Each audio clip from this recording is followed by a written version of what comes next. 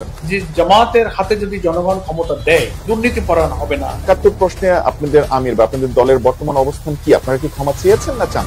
মানে স্পষ্ট করে কেন জামাত ইসলাম এই বিষয়ে কথা বলতে পারে না? সারাটা জীবন আপনি যে কথা বলেছেন ওটাই ঠিক। জামাত মিথ্যা বলে, চুরি করে, ধর্ষণ করে, দুর্নীতি করে, এর একটা ডকুমেন্ট আমাদের দিতে পারে। দুর্নীতিটা জামাত ইসলামের লোকেদের মধ্যে এত কম কেন? এটার কারণটা কি? রহস্যটা আমাদেরকে একটু বলবেন। আমরা যে ফেরেশতা তা নয়। আপনি হয়তো বলতে পারবেন যে কম্পারেটিভলি উই আর বেটার। হয়তো একটা 10টা ভুল করে আমাদের একটা কোনো মিটিং নিয়ে যেতে দেওয়া হয়। দৃশ্যমান হচ্ছে হবে, আমাদের থেকে সুযোগ দেওয়া হয়নি। আমরা এই ধরনের সুযোগ 15 বছরে পাননি, কিন্তু আপনারা তো রাষ্ট্র ক্ষমতার পার্ট ছিলেন। 2001 থেকে 6 সাল পর্যন্ত আপনারা সরকার ছিলেন। জামাত ইসলাম আজকে ক্ষমতায় এসেছে, কালকে কেউ চুরি করেছে, হাত কেটে ফেলছে, এমন হবে? জামাতি অপরাধী হই, আমি এমপি হইলাম, তা আমি যদি খুনি হই, দর্শনকারী হই, এত খারাপ হবে, লোকেরা আমাকে কেন ভোট দেবে? সবটা এখনই আমরা প্রকাশ করতে চাচ্ছি না। ভোটের রাজনীতি যদি হয়, ইসলাম দলের কোনো ভোট নেই। জোহরান মামদানির এই অসাধারণ নির্বাচনী সফলতা থেকেও আমাদের অনেক কিছু শেখবার আছে, লেসন নেবার আছে বলে আমরা মনে করি।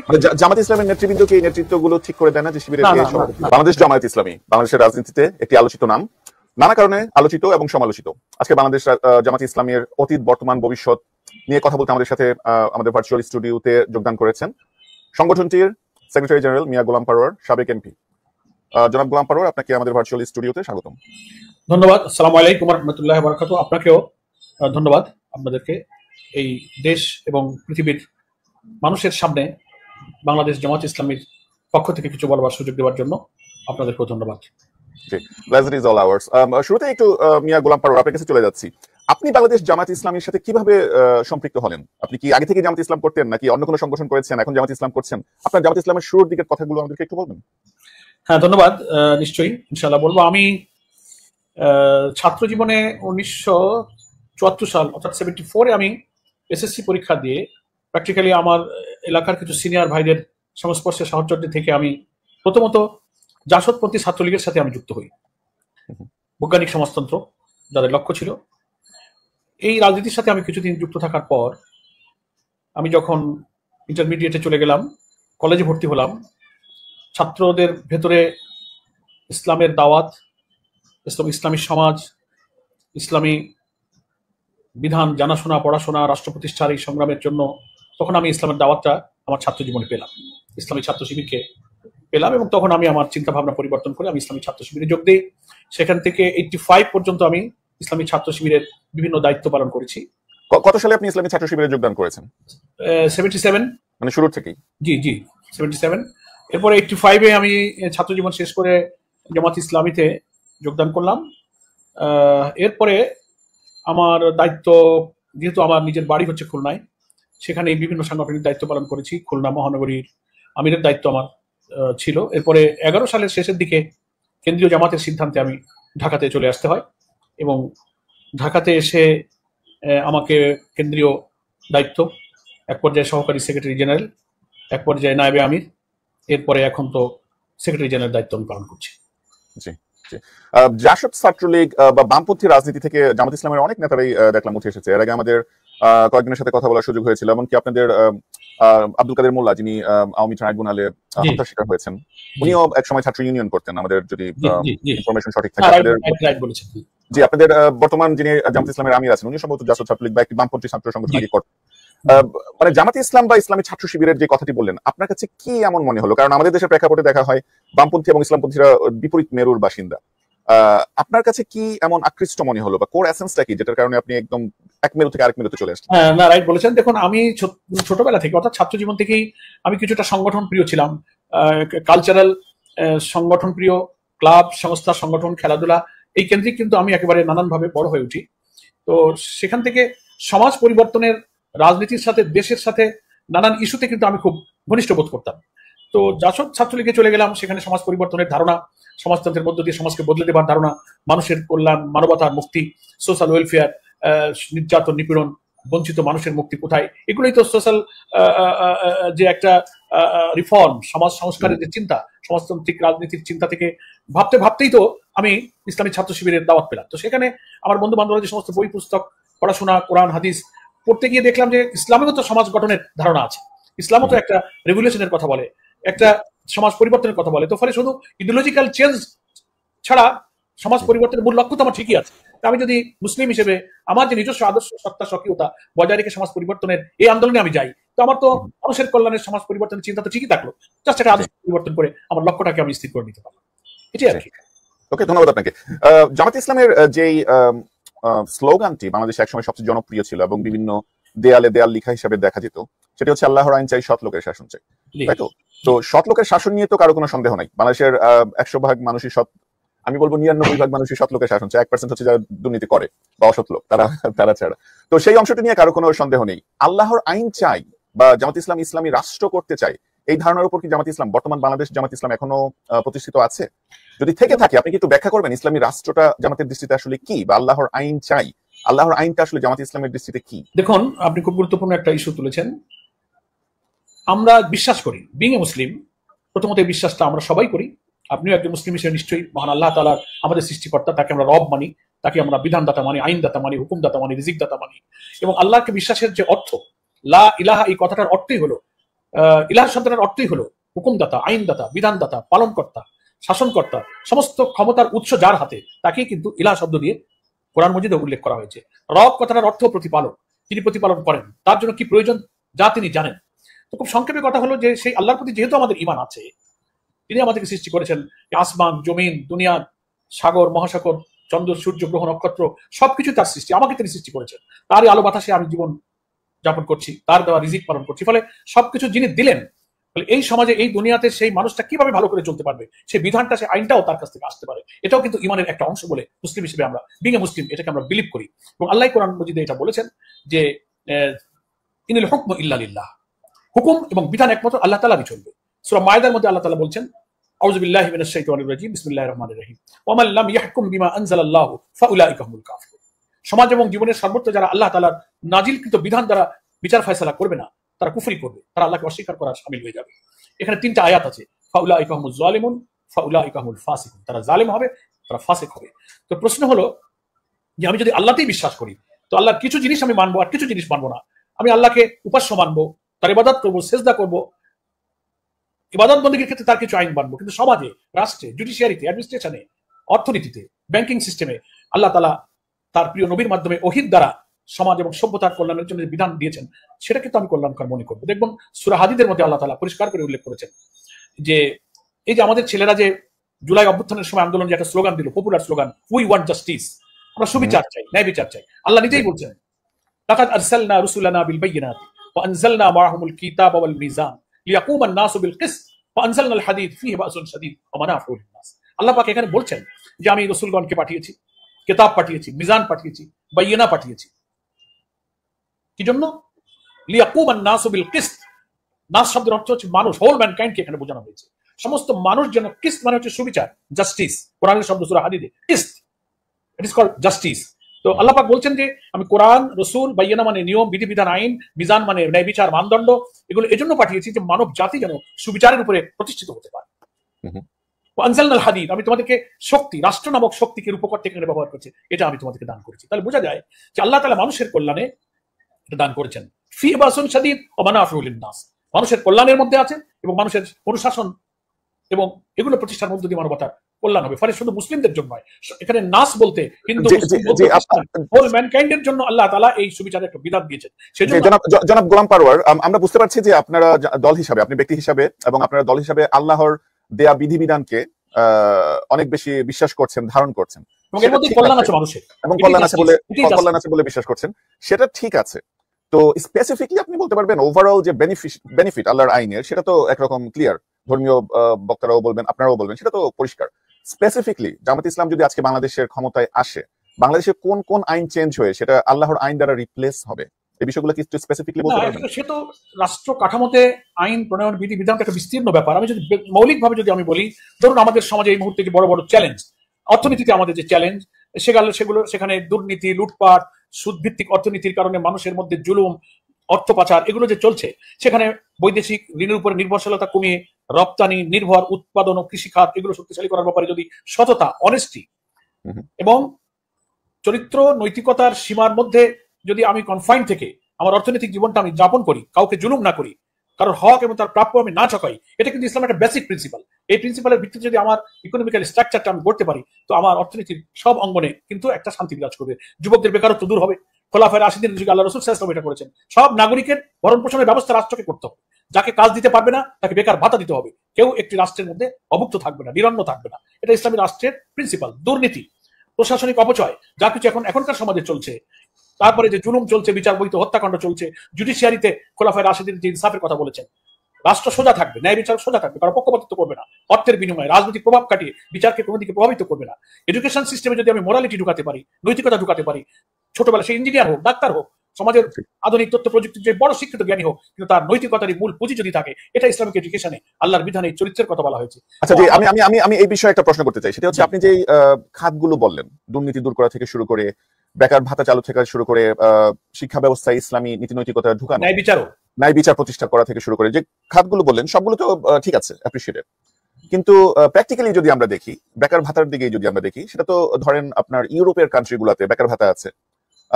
অমুসলিম যতগুলো কান্ট্রি আছে যারা প্রসপার করেছে, তাদের জায়গাতে ইনসাফ আছে, তাদের জাস্টিস সিস্টেম আমাদের অনেক মুসলিম কান্ট্রির চেয়ে অনেক বেশি জাস্ট।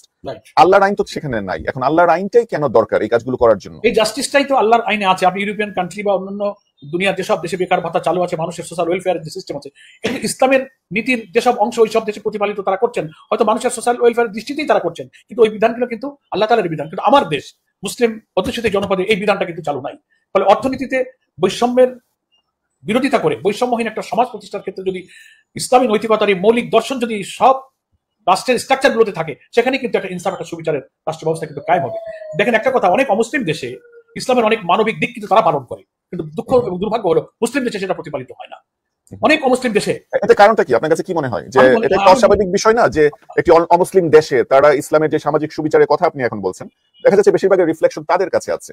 মুসলিম বিশ্ব, বাংলাদেশ এবং ইন্ডিয়া, ইন্ডিয়া তো না, বাংলাদেশ, পাকিস্তান, আরব বিশ্ব সহ অনেক জায়গাতে আমরা দেখি তাদের সামাজিক সুবিচারের, ইসলামের যে সামাজিক সুবিচার, সেগুলো রিফ্লেকশন সেখানে নাই। আপনার কাছে কি মনে হয়, এমনটা কিভাবে হলো? আমরা মনে করি এটা আমার দৃষ্টিতে, এবং আমরা অনেকেই এটা মনে করি যে এটা আমাদের দুর্ভাগ্য যে আমরা যারা মুসলিম হিসেবে আমার নিজস্ব আদর্শ ইসলামের যে অনুসরণ প্রতিপালন আমার করা উচিত, আমরা শতভাগ সেটা করি না বলে আমাদের এখানকার ভালো অংশটুকু, কল্যাণকর জিনিসটুকু অন্যরা অনুসরণ করছে, তার থেকে তারা উপকৃত হচ্ছে, কিন্তু আমার নিজস্ব আদর্শ আমি পুরো অনুসরণ করতে পারছি না বলে আসলে আমরা তার যে সুফল, তার যে বেনিফিট, তার যে রিলিফ, তার যে ওয়েলফেয়ার, এটা আমরা গ্রহণ করতে পারছি না। এটা ভেরি আনফরচুনেট, এটা আমাদের জন্য দুর্ভাগ্য। যে পয়েন্টটা এখানে ক্রিয়েট হয় সেটা হচ্ছে, যদি অন্যান্য দেশ তারা যদি ইসলামী রাষ্ট্র না হয়ে ইসলামকে আল্লাহর আইন কায়েম করছে এই ঘোষণা না দিয়ে, তারা যদি বেশিরভাগ এই সামাজিক সুবিচারের যে মাপকাঠিগুলো আপনি বলেন অ্যাচিভ করতে পারে বা অনেক দূর এগিয়ে যেতে পারে, সেখানে জামাতে ইসলামের কেন আল্লাহর আইন বা ইসলামী রাষ্ট্র লাগবে এই সেম কাজগুলো করতে? না, মানে আমি আল্লাহর আইন বলি আর না বলি, ওই বিধান তো আল্লাহরই। ফলে আমরা সেই বিধানটাই চাচ্ছি। আমার কথা হচ্ছে, আপনি যে বিধানই বিউটি অফ ইসলাম আপনি বলেন, সোশ্যাল ওয়েলফেয়ার বলেন, আপনি শব্দ যে অভিধায় আপনি তাকে অভিহিত করেন, ওই সততার ওই বিধান, সুবিচারের বিধানটা আসলে আল্লাহরই প্রদত্ত।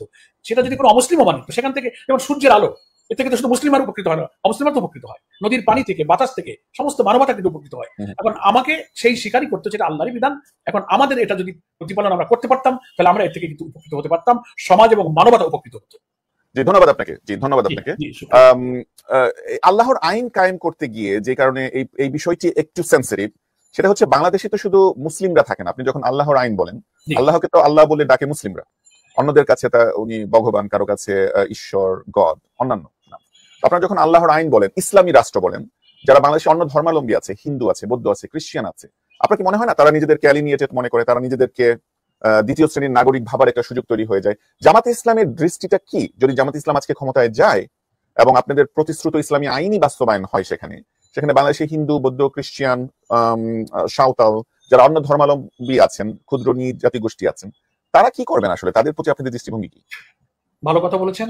আমরা এ কথা কিন্তু দেশে এখন মানুষের কাছে তুলে ধরছি যে ইসলামের যে কল্যাণ রাষ্ট্রের যে ধারণা, সেই সমাজ, সেই জুডিশিয়ারি, সেই আইন, সেই অর্থনীতি চালু হলে ধর্ম, বর্ণ, জাতি, গোষ্ঠী নির্বিশেষে সবাই এর থেকে উপকৃত হবে, সবাই সুবিচার পাবে, এবং এটা সবার জন্যই কল্যাণকর প্রমাণিত হবে। আবার সেই ধর্মের লোক তার নিজস্ব ধর্ম প্রতিপালন করতে পারবে।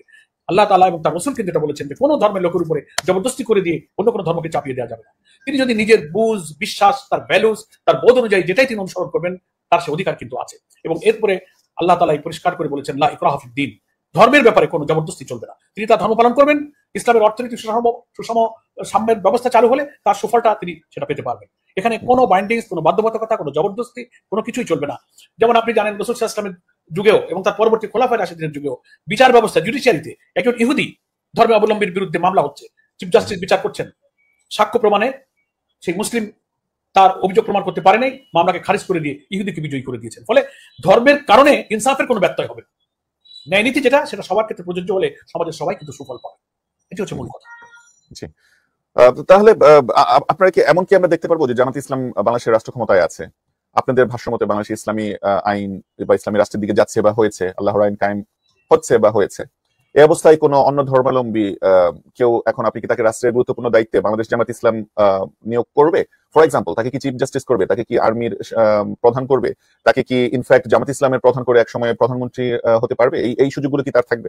তিনি যদি যোগ্য হন, হ্যাঁ, প্রধান হতে পারবে কিনা তার বিশ্বাসের সাথে কিছুটা সঙ্গতিপূর্ণ হতে তো নিশ্চয়ই হবে। তিনি যদি ইসলামী সমাজ, রাষ্ট্র, আইন এ সম্পর্কে নিজে অভিজ্ঞ না হন, অজানা থাকে। একজন বিচারককে বিচার করতে গেলে তার তো আইন জানতে হবে, আইনের বিভিন্ন বিধান, ফিকহ, কোরআন এবং সুন্নাহর আইনগুলো তার জানতে হবে। আইনের বিধান তো অনেকে জানে। যেমন আমি আপনাকে একটা উদাহরণ দিই, পাশ্চাত্যে যেটা দেখা যায় যে ইসলামিক স্টাডিজ যে ডিপার্টমেন্ট গুলো আছে, অক্সফোর্ড থেকে শুরু করে হার্ভার্ড থেকে শুরু করে বিভিন্ন নামকরা ইউনিভার্সিটি গুলোতে, সেখানে যারা ইসলামিক স্টাডিজ পড়ান তারা কিন্তু সবাই ব্যক্তিগতভাবে মুসলিম না, কিন্তু তারা ওই সাবজেক্টের উপর স্কলার, এবং আমাদের অনেক ইমাম, পণ্ডিত, শায়েখরা বের হন তাদের স্টুডেন্ট হিসাবে। তো তারা তো প্রফেসর হতে পারছে কারণ তাদের এই নলেজটা আছে। তো বাংলাদেশ জামাত ইসলাম যখন ইসলামী রাষ্ট্র কায়েম করেছে বাংলাদেশে, ধরে নিচ্ছি, তখন এই অমুসলিমরা তারা কি রাষ্ট্রের গুরুত্বপূর্ণ দায়িত্ব পাবে নাকি পাবে না? যদি না পায়, প্রশ্নটা হলো, যদি না পায় তাহলে প্রশ্নটা থেকে যাচ্ছে যে ইকুয়ালিটির যে প্রশ্ন, আমি ইসলামিক দৃষ্টিতে বলছি না, আমি এজ এ রাষ্ট্র ধারণা হিসাবে বৈশ্বিক ইকুয়ালিটির যে ধারণা, প্রতিটি নাগরিকের সমান অধিকার সব জায়গাতে অ্যাক্সেস থাকতে হবে, সেই অ্যাক্সেসের জায়গাটা জামাত ইসলাম কি দিতে ব্যর্থ হবে? না, আমরা এই কথা পরিষ্কার বলি যে তিনি তার যোগ্যতা, অভিজ্ঞতা অনুযায়ী, ক্যারিয়ার ক্যাপাসিটি অনুযায়ী তিনি যে দায়িত্বের জন্য যোগ্য হবেন, তখনকার সমাজ এবং রাষ্ট্রে যারা দায়িত্বে থাকবেন, দে উইল ডিসাইড, তারা সিদ্ধান্ত নেই, যোগ্য লোকেরা যোগ্য জায়গায় দায়িত্ব পালনের সুযোগ ইসলাম দেবে, এটা ইসলামে আছে। আচ্ছা, তো এই প্রসঙ্গে আমি লাস্ট কোয়েশ্চেন করে আমি প্রসঙ্গটা চেঞ্জ করছি। সেটা হচ্ছে আমরা স্কটল্যান্ডে দেখেছি, স্কটল্যান্ড ইংল্যান্ডের একটি পার্ট এখনো, এবং স্কটল্যান্ডে আলাদাভাবে তাদের প্রাইম মিনিস্টার নির্বাচিত হয়। তো লাস্ট যে প্রাইম মিনিস্টার, উনি রিজাইন করেছেন, বাট রিজাইন করার আগ পর্যন্ত উনি স্কটিশ যেটি প্রধানমন্ত্রী, তার সমতুল্য যে পদটা ওরা বলে, আমি এই মুহূর্তে ভুলে গেছি, সেটি উনি হতে পেরেছেন। অ্যাজ এ মুসলিম উনি এটা হতে পেরেছেন। স্কটল্যান্ডের সবাই মুসলিম না, তাদের তো খ্রিস্টান মেজরিটি কান্ট্রি, কিন্তু তাদের হেড অফ দ্য স্টেট একজন মুসলিমকে ওরা নির্বাচিত করতে পেরেছে, রাষ্ট্র সেখানে বাধা হয়ে দাঁড়ায়নি। জামাত ইসলামের প্রধান কি একজন অন্য ধর্মাবলম্বী হতে পারেন, এবং ইভেন্চুয়ালি উনি কি প্রধানমন্ত্রী হতে পারবেন? দলের প্রধান না রাষ্ট্রের দায়িত্ব? জামাত ইসলামের প্রধানের জন্য জামাত ইসলামের সাপোর্টে কেউ কি প্রধানমন্ত্রী হতে পারবেন যিনি অন্য ধর্মাবলম্বী লোক? দলের প্রধান, রাষ্ট্রের প্রধান, একটা ইসলামী রাষ্ট্রের ক্ষেত্রে রাষ্ট্রপ্রধান মুসলিম হবেন, রাষ্ট্রপ্রধান, রাষ্ট্রনায়ক, রাষ্ট্রপ্রধান তো তিনি মুসলিম হবেন। এখানে ইমানের প্রশ্ন, আল্লাহর একত্ববাদ, তৌহিদে বিশ্বাসের প্রশ্ন, তাই না? রাষ্ট্রের অন্যান্য দায়িত্ব পালন, অন্যান্য অর্গানে দায়িত্ব পালন করা এক জিনিস, কিন্তু রাষ্ট্রের চিফ তো সেই আদর্শ, সেই মূল্যবাদের মৌলিক বিশ্বাসের প্রশ্ন, সেই জায়গাটা তো ইসলাম সুনির্দিষ্ট করেছে যে মুসলিম হবেন একটি ইসলামী রাষ্ট্রের প্রধান। জি, বুঝতে পেরেছি। আরেকটি প্রসঙ্গ যেটি জামাত ইসলামের ব্যাপারে, দেশের সাধারণ মানুষের, আমি বলছি না যে যারা ধর্ম বা ধার্মিক তাদের অংশটাকে আমি বলছি না, আমি বলছি ইন জেনারেল, যারা প্রথম আলো পড়ে, ফর এক্সাম্পল, যারা স্কুল কলেজে গিয়েছে, যারা ট্রেডিশনালি বড় হয়েছে, গত 30 বছরে বাংলাদেশের সিস্টেমের মধ্যে দিয়ে গিয়েছে, তাদের মধ্যে একটি বড় কনসার্ন হচ্ছে জামাত ইসলাম নারীদেরকে কিভাবে দেখে, কিভাবে ট্রিট করে। যেমন এখন নারীরা যেমন সম অধিকার পাচ্ছে, অনেক বেশি পাচ্ছে কিছু কিছু ক্ষেত্রে, যেমন শিক্ষা, এখানে নারীদের অ্যাক্সেস আরো বেশি, সরকার অনেকগুলো ভাতা দেয়, আরো উৎসাহিত করছে, উপবৃত্তি দিচ্ছে, ইত্যাদি ইত্যাদি। বাংলাদেশ সরকার দিচ্ছে regardless of the political party, গত 30 বছর ধরে হয়ে এসেছে। জামাত ইসলাম ক্ষমতায় গেলে নারীদের ব্যাপারে জামাত ইসলামের দৃষ্টিভঙ্গি, পলিসি কি হবে? এটা কি আফগানিস্তানে আমরা যেটা দেখেছি যে স্কুল কলেজ সব বন্ধ হয়ে যাবে, নারীরা ঘরে ঢুকে যাও, তারা ঘর সংসার দেখো, এই ধরনের একটা, নাকি একটি মডার্ন ইসলামী রাষ্ট্র যেখানে নারীদেরকে সমান অধিকার দেয়? কি কি রেস্ট্রিকশন ইসলামী আইনে বাংলাদেশ জামাত ইসলামের অধীনে বাংলাদেশের নারীরা পাবে বলে আপনার মনে হয়? ধন্যবাদ। না, কোনো এই বদ্ধমূল এবং প্রথাগত ধারণা থেকে আমাদেরকে বেরিয়ে আসতে হবে। ইসলাম তা বলেনি কখনো যে নারীদের শিক্ষার, সমাজের সর্বস্তরে তার যোগ্যতা অনুযায়ী তার দায়িত্ব পালনের, যেটাকে বলা হচ্ছে আধুনিক পরিভাষায় এম্পাওয়ারমেন্ট অফ উইমেন্স, নারীর ক্ষমতায়ন। এক্ষেত্রে জামাত ইসলামী আদর্শ যে অনুমোদন দিয়েছে, যা অ্যালাউ করেছে, সেটা সমকালীন বিশ্বে, সমকালীন যুগে, চলমান সভ্যতায়, একটা মডারেট আধুনিক রাষ্ট্রে ইসলাম সে সব সুযোগ তাকে দিয়েছে। যেমন একজন নারী, তিনি রাজনীতিতে ভূমিকা রাখতে পারবেন, তিনি বিচারপতি হতে পারবেন। আমাদের ইসলামী আদর্শের মধ্য দিয়ে নারীকে যে সম্মান দিয়েছে, মা, মেয়ে, স্ত্রী, তারা সমাজের সম্মানিত গর্বিত সদস্য হিসেবে তাদের নিরাপত্তা, মর্যাদা, নারীর এই অধিকার কিন্তু ইসলাম নিশ্চয়তা দিয়েছে। শিক্ষা জীবনে নারী অংশগ্রহণ করতে পারছে, তারা সর্বোচ্চ ডিগ্রি হায়ার এডুকেশন তারা নিতে পারছে, তাদের নিরাপত্তা, শালীনতা, মৌলিক ইসলামের যে মোরালিটিটাকে ঠিক রেখে সমাজের সব জায়গাতে তিনি দায়িত্ব পালন করছেন। আপনি জানেন জামাত ইসলামের যে সাংগঠনিক স্ট্রাকচার, সেন্ট্রাল থেকে একেবারে লোয়ার টায়ার পর্যন্ত প্রতিটি স্তরে আমাদের মহিলা সংগঠনের নেতৃত্ব আছে, তারা এগিয়ে আসছেন, তারা মজলিসে শুরাতে আছে, তারা এক্সিকিউটিভ বডিতে আছে। আমাদের লাস্ট পার্লামেন্টে, কয়েকটা পার্লামেন্টে আমাদের নারীরা কিন্তু সংসদ সদস্য হিসেবে দায়িত্ব পালন করেছেন। ফরেন ডেলিগেশনদের সঙ্গে ডিপ্লোম্যাটিক করে আমাদের লিডার মহিলা অঙ্গনে যারা, তারা সেখানে রিপ্রেজেন্ট করছেন। খুব রিসেন্টলি সেটা করছেন, আমরা সুযোগ পাইনি শোয়েব ভাই, আমরা তো সুযোগ আমাদেরকে দেওয়া হয়নি। ইসলামের যে বিউটি, ইসলামী শাসনের যে সৌন্দর্য, এটা তো জাতিকে প্রদর্শন করার জন্য আমরা যে কাজ করছি, আমরা ভোট দিতে পারি না, পার্লামেন্টে যেতে পারি না, নির্বাচনে অংশ নিতে দেওয়া হয় না, দল নিবন্ধন বাতিল হয়েছে, ঘর থেকে বেরোতে পারি না। আমাদের মহিলা 3 জন ড্রয়িং রুমে যদি কোনো বই পুস্তক পড়াশোনা করে বলে তোমরা জঙ্গি আলোচনা নাশকতা করছো, গিয়ে গ্রেপ্তার করছো। ফলে এখন পরিবর্তিত রাজনৈতিক পরিস্থিতিতে আমরা ইসলামের প্রকৃত আদর্শকে মানুষের কাছে তুলে ধরার সুযোগটা কিন্তু পাচ্ছি। ফলে ধর্মীয় স্বাধীনতা, নিরাপত্তা, নারী এবং তাদের ভাষায় মাইনরিটি, অর্থাৎ সব ধর্মের লোকদেরকে কিন্তু সেফটি, সিকিউরিটি এবং সব অধিকার সব জায়গায় তারা কিন্তু মর্যাদার সাথে পালন করতে পারবে। জি, আমি এই বিষয়টা একটু ক্লিয়ার হয়নি আপনার কাছ থেকে। সেটি হচ্ছে যে আপনি যেটা বলছেন যে বাংলাদেশ জামাতে ইসলাম যদি রাষ্ট্র ক্ষমতায় থাকে, তাহলে পরে বাংলাদেশের মেয়েরা এখন যেভাবে স্কুল কলেজে শিক্ষাদান করতো, মাদ্রাসা আমি বলছি না, যদি কেউ স্কুলে যেতে চায়, যদি কেউ ইংলিশ মিডিয়ামে যেতে চায়, যদি কেউ প্রাইভেট ইউনিভার্সিটিতে পড়তে চায়, মডার্ন কোনো সাবজেক্ট পড়তে চায়, ইঞ্জিনিয়ারিং, বিবিএ হোক, সেটা আর্ট, কালচার, নৃত্য, ড্যান্স, সঙ্গীত, সব যে একাডেমিকলি পড়তে চায়, বাংলাদেশ জামাত ইসলামের রাষ্ট্র ক্ষমতায় থাকার সময়ে সেই সুযোগটা থাকবে। জি, আমাদের নৈতিকতার যে সীমা, সেটাকে রক্ষা করে সব ধরনের শিক্ষার সুযোগ নারীরা পাবে। স্কুল, কলেজ, ইউনিভার্সিটি, জ্ঞান বিজ্ঞানের যত ডিপার্টমেন্ট, যত স্কুল, যত ডিপার্টমেন্ট, যত এভিনিউ আছে শিক্ষার, সব জায়গাতেই তারা উচ্চশিক্ষা নিতে পারবে। জি, নারীরাকে এই উচ্চশিক্ষা নিয়ে তাদের মতো করে ক্যারিয়ার করতে পারবে। তারা যদি ডাক্তার, ইঞ্জিনিয়ার, অভিনয় শিল্পী থেকে শুরু করে সঙ্গীত শিল্পী, যেগুলো তারা হতে চায়, আমি জানি আপনি বলেছেন ইসলামের নীতি নৈতিকতা পারবে। আমাদের সংগঠনের মধ্যেই প্রচুর মহিলা ইউনিভার্সিটি প্রফেসর, ডাক্তার, ইঞ্জিনিয়ার আমাদের এই সংগঠনের সাথে সম্পৃক্ত থেকে দায়িত্ব পালন করছেন। সমাজের এই সমস্ত ইউনিভার্সিটি প্রফেসর, বড় বড় হসপিটালের ডাক্তার, বিশেষজ্ঞ ডাক্তার, বুয়েটের ইঞ্জিনিয়ার, এই সমস্ত বড় বড় জায়গায় কিন্তু আমাদের মহিলারা কিন্তু দায়িত্ব পালন করতে পারবে, কোনো অসুবিধা নেই। এটা কনফার্ম করার জন্য আপনাকে ধন্যবাদ। এই প্রসঙ্গে একটি কথা আসে, সেটি হচ্ছে যে আপনি যেটা বলছেন, বাংলাদেশ জামাত ইসলামের ভিতরেই অনেক মহিলারা আছেন যারা ডক্টর, ইঞ্জিনিয়ার, প্রফেসর, বিভিন্ন জায়গাতে প্রতিষ্ঠিত, এবং জামাত ইসলামের মহিলা সংগঠনে তারা কাজ করছেন। আমার প্রশ্ন আপনার কাছে হচ্ছে, তারা ইনভিজিবল কেন? আপনি যদি এখন রাস্তায় যান, দেশের মানুষকে জিজ্ঞেস করেন, তারা বলবে যে তারা একজন মহিলা কেউ চিনে না যারা জামাত ইসলাম করে। সেটা কেন ইনভিজিবল কেন? যেমন টকশো থেকে আপনাদের মহিলা কোনো ক্যান্ডিডেট কখনো, মহিলা জামাতের নেত্রী কখনো গিয়েছেন, বলেছেন? নারীদের প্রসঙ্গ আসলেও দেখা যায় জামাত ইসলামের পুরুষরা কথা বলেন, নারীদের প্রসঙ্গে জামাত ইসলামের নারীরা কথা বলেন না কেন? ইসলামী ছাত্রী সংস্থা যে বড় সংগঠনটি আছে, শিবিরের যেমন সবাইকে চিনে, এলাকার শিবিরকে সবাই চিনে, ইউনিভার্সিটির শিবিরদেরকে সবাই চিনে, ছাত্রী সংস্থা কাউকে কেউ চিনে না। শিবিরের অনেককে আমি জিজ্ঞেস করেছি, তারা পর্যন্ত চিনে না। এই যে মেয়েদেরকে ইনভিজিবল করে রাখা, এটা নেসেসিটিটা আপনাদের দৃষ্টিতে কি? না, একেবারে ইনভিজিবল কথাটা এই কারণে ঠিক না যে তারা তো পরিচিত। তবে মহিলাদের নৈতিকতার, শালীনতার সীমা যেটা আল্লাহ তাআলা আমাদেরকে ম্যান্ডেটরি যতটুকু করেছেন, সেটুকু মেনটেন করে তারা চলেন।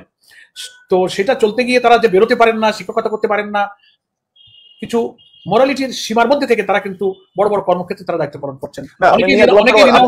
আপনাকে ইন্টারাপ্ট করার জন্য আমি ওই বিষয়টা ক্লিয়ার হয়েছে আপনার থেকে, যে মেয়েরা তাদের শিক্ষা এবং প্রফেশন মেনটেন করতে পারবেন, আপনি এটা আমাকে কনফার্ম করেছেন। জামাত ইসলামের ইসলামী রাষ্ট্রের ধারণায় সেটি পারবেন।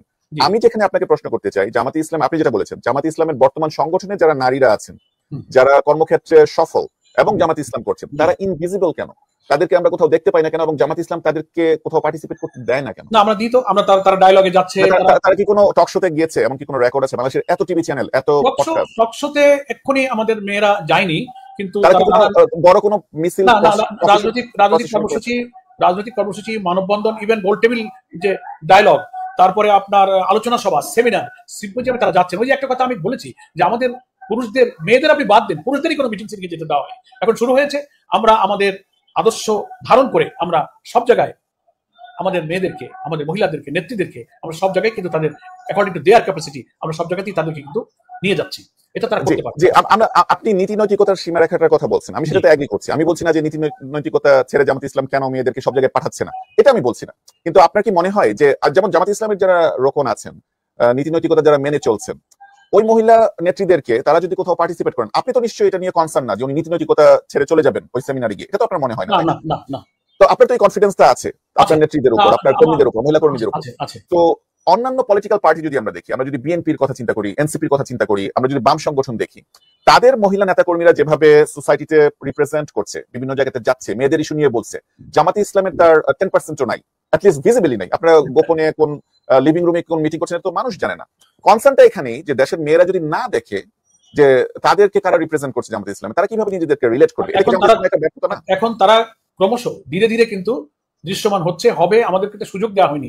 আমরা এই ধরনের সুযোগ 15 বছরে পাননি, কিন্তু আপনারা তো রাষ্ট্র ক্ষমতার পার্ট ছিলেন। 2001 থেকে 6 সাল পর্যন্ত আপনারা সরকার ছিলেন, তখন তো কিছু হয়নি। না, আমরা সরকার ছিলাম, সরকারের একটা ক্ষুদ্র অংশ ছিলাম, এবং সেই বলে না 300 এমপির মধ্যে 20, 60 মন্ত্রীর মধ্যে 2, এ দিয়ে সরকারের উপরে কোনো প্রভাব তৈরি করা যায় না আইনের ক্ষেত্রে। সরকার তো তখন আপনাদেরকে গ্রেফতার করতো না। আপনারা যদি কোনো মহিলাদের দিয়ে মিটিং করতেন, কোনো মহিলাদের ইস্যু নিয়ে কথা বলতেন, লেজিটিমেট। এটা কিন্তু অন্য জায়গায় হচ্ছে। আপনি ইউএসএ তে দেখেন, যারা মহিলা স্কলার আছেন, ইসলামী স্কলার, তারা কিন্তু ওই বাইরে যাচ্ছেন, স্পিক আউট করছেন, কথা বলছেন। আমাদের ওই সময় যে করেনি তারা, ওই সময় আমাদের পার্লামেন্টে কিন্তু মহিলা মেম্বার ছিলেন, আমাদের এমপিরা পার্লামেন্টে দাঁড়িয়ে তারা বক্তব্য রেখেছেন, অনেক সেমিনারে তারা গিয়েছেন। তবে সংখ্যায় হয়তো মাত্রা কম ছিল, এগুলো ভিজিবল হবে ইনশাআল্লাহ ধীরে ধীরে।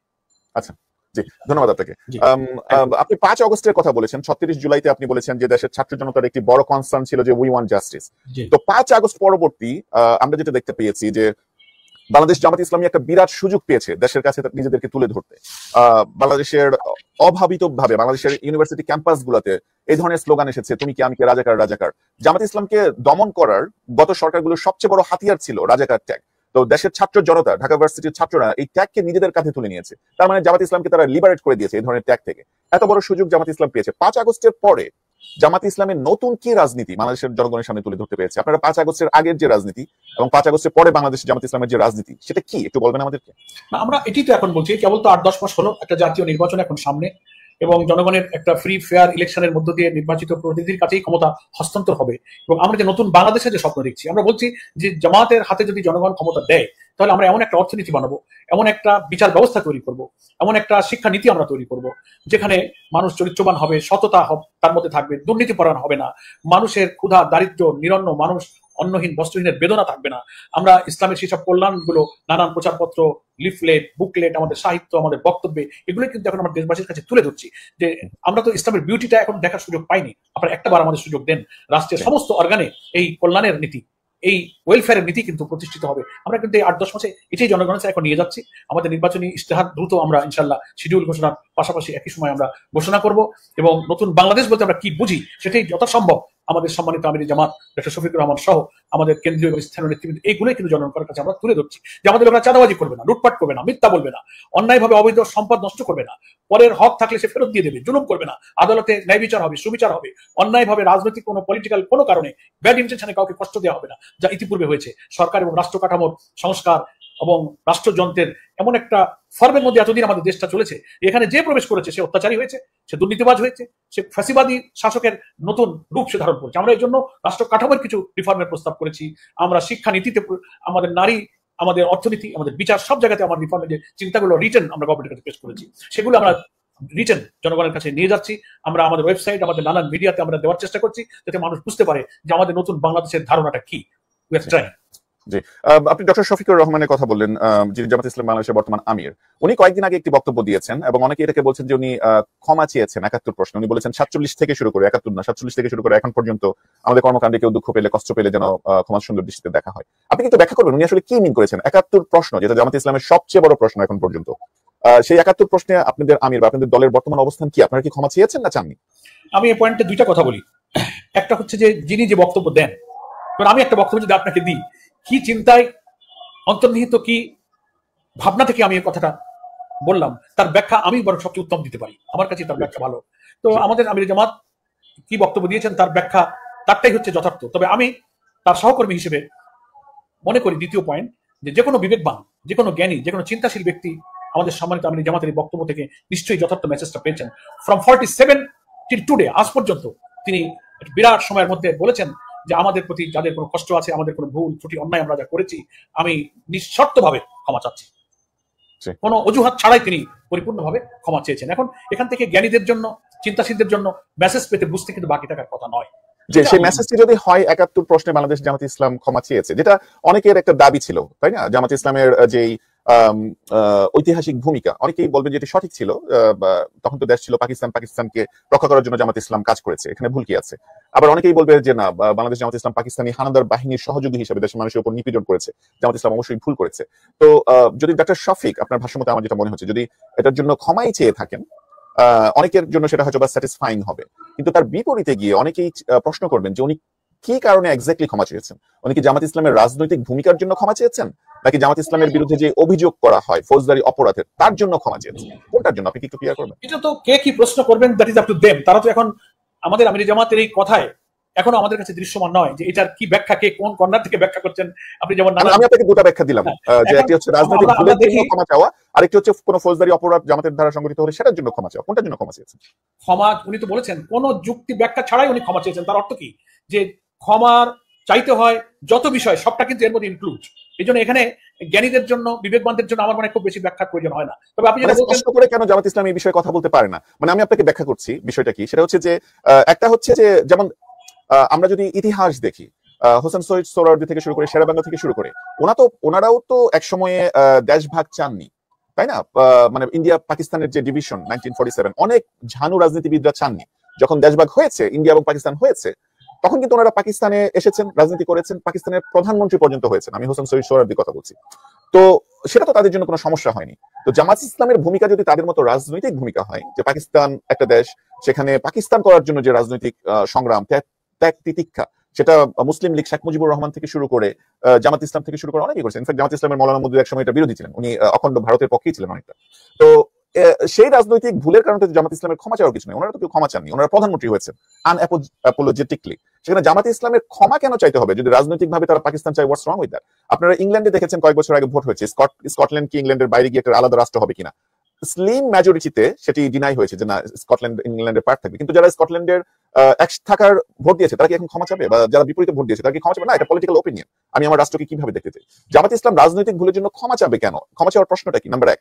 নাম্বার দুই হচ্ছে, যদি ফৌজদারি অপরাধ সংগঠিত হয় জামাত ইসলামের দ্বারা, যদি যেই প্রোপাগান্ডা বা যেই কনভারসেশনটা বাংলাদেশের ইন্ডিয়ান মতপুত্র গত 50 বছর ধরে চলে আসছে, যে জামাত ইসলাম আলবদর আল শামস রাজাকার বাহিনী গঠন করে মানুষকে হত্যা, লুণ্ঠন, বুদ্ধিজীবী হত্যা, এই ধরনের গুরুতর অভিযোগগুলো জামাত ইসলামের দিকে ছোড়া হতো, তীরগুলো।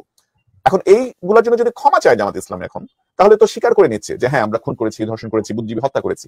এখন ক্ষমা চাওয়া কি এনাফ? ওই ভিকটিম তারা কি আপনাকে ক্ষমা করবে? তারা যদি এখন বলে যে জামাত ইসলাম এখন মাপ চাচ্ছে, মানে তারা স্বীকার করেছে, তাহলে ফৌজদারি অপরাধের বিচার হোক, এটা কি আপনাদের জন্য একটা বিপদ না? মানে আপনারা বিষয়টাকে কিভাবে হ্যান্ডেল করছেন? হ্যাঁ, ধন্যবাদ আপনাকে। এখন আপনাকে একটা কথা আমি স্মরণ করতে বলি। জি কাইন্ডলি। সেটা হচ্ছে যে ওই কথাটা একটু আমি রিপিট করি। আপনি যে কথাটা বলতে চাচ্ছিলেন যে কোন একটা দল, কোন একটা পলিটিক্যাল সিচুয়েশনে, কোন দেশের কোন কনটেক্সটে যদি কোনো রাজনৈতিক সিদ্ধান্ত নেন, কিছু বছর পরে গিয়ে রাজনৈতিক কোন একটা পট পরিবর্তনের পরে গিয়ে যদি কারোর দৃষ্টিতে মনে হয় যে ওই সময় ওই সিদ্ধান্তটা সঠিক ছিল অথবা ছিল না, এর ব্যাখ্যা যে কোনো ভাবে করার সুযোগ আছে।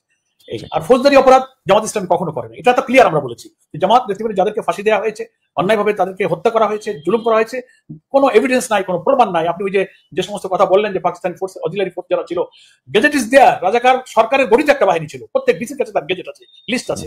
এবং বিগত ফ্যাসিস্ট পতিত স্বৈরাচার যে সরকার, তারা একটা রাজাকারের তালিকা মুক্তিযোদ্ধা মন্ত্রণালয় প্রকাশ করেছিল। সেখানে সর্বোচ্চ রাজাকারের সংখ্যা ছিল আওয়ামী লীগের লোকের দলীয় তালিকায় 7,000, 3,000, 9,000। তো ফলে আর যাদের ফাঁসি হয়েছে, শাস্তি হয়েছে, একজনও কিন্তু এই রাজাকারের তালিকায় ছিল না। রাজাকার কোনো দলীয় বাহিনী ছিল না, এটা সব সরকারি বাহিনী ছিল। এটা অন্য সাবজেক্ট। আমি যেটা আপনাকে বলতে চাচ্ছি, তৎকালীন জামাত ইসলামের আমির অধ্যাপক গোলাম আজম, তিনি ওই সময় জামাতের তিনি প্রধান ছিলেন। আপনার মনে আছে তার নাগরিকত্ব বাতিল হলো, তিনি দেশে আসলেন এবং 91-এ তিনি যখন জামাতের আমির হিসেবে তাকে ডিক্লেয়ার করা হলো ডিসেম্বরে এসে, তখন এদেশে তার বিরুদ্ধে এক শ্রেণী ইসলাম বিদেশি চক্র তার বিরুদ্ধে ক্ষিপ্ত হলো, তাকে গ্রেপ্তার করতে হবে, তাকে গণ আদালতে বিচার করতে হবে, নানান সিচুয়েশন তাকে তৈরি করা হলো। সেই সময় বিএনপি সরকার ক্ষমতায় ছিল, তাকে গ্রেপ্তার করা হলো এবং তিনি কারাগারে গেলেন।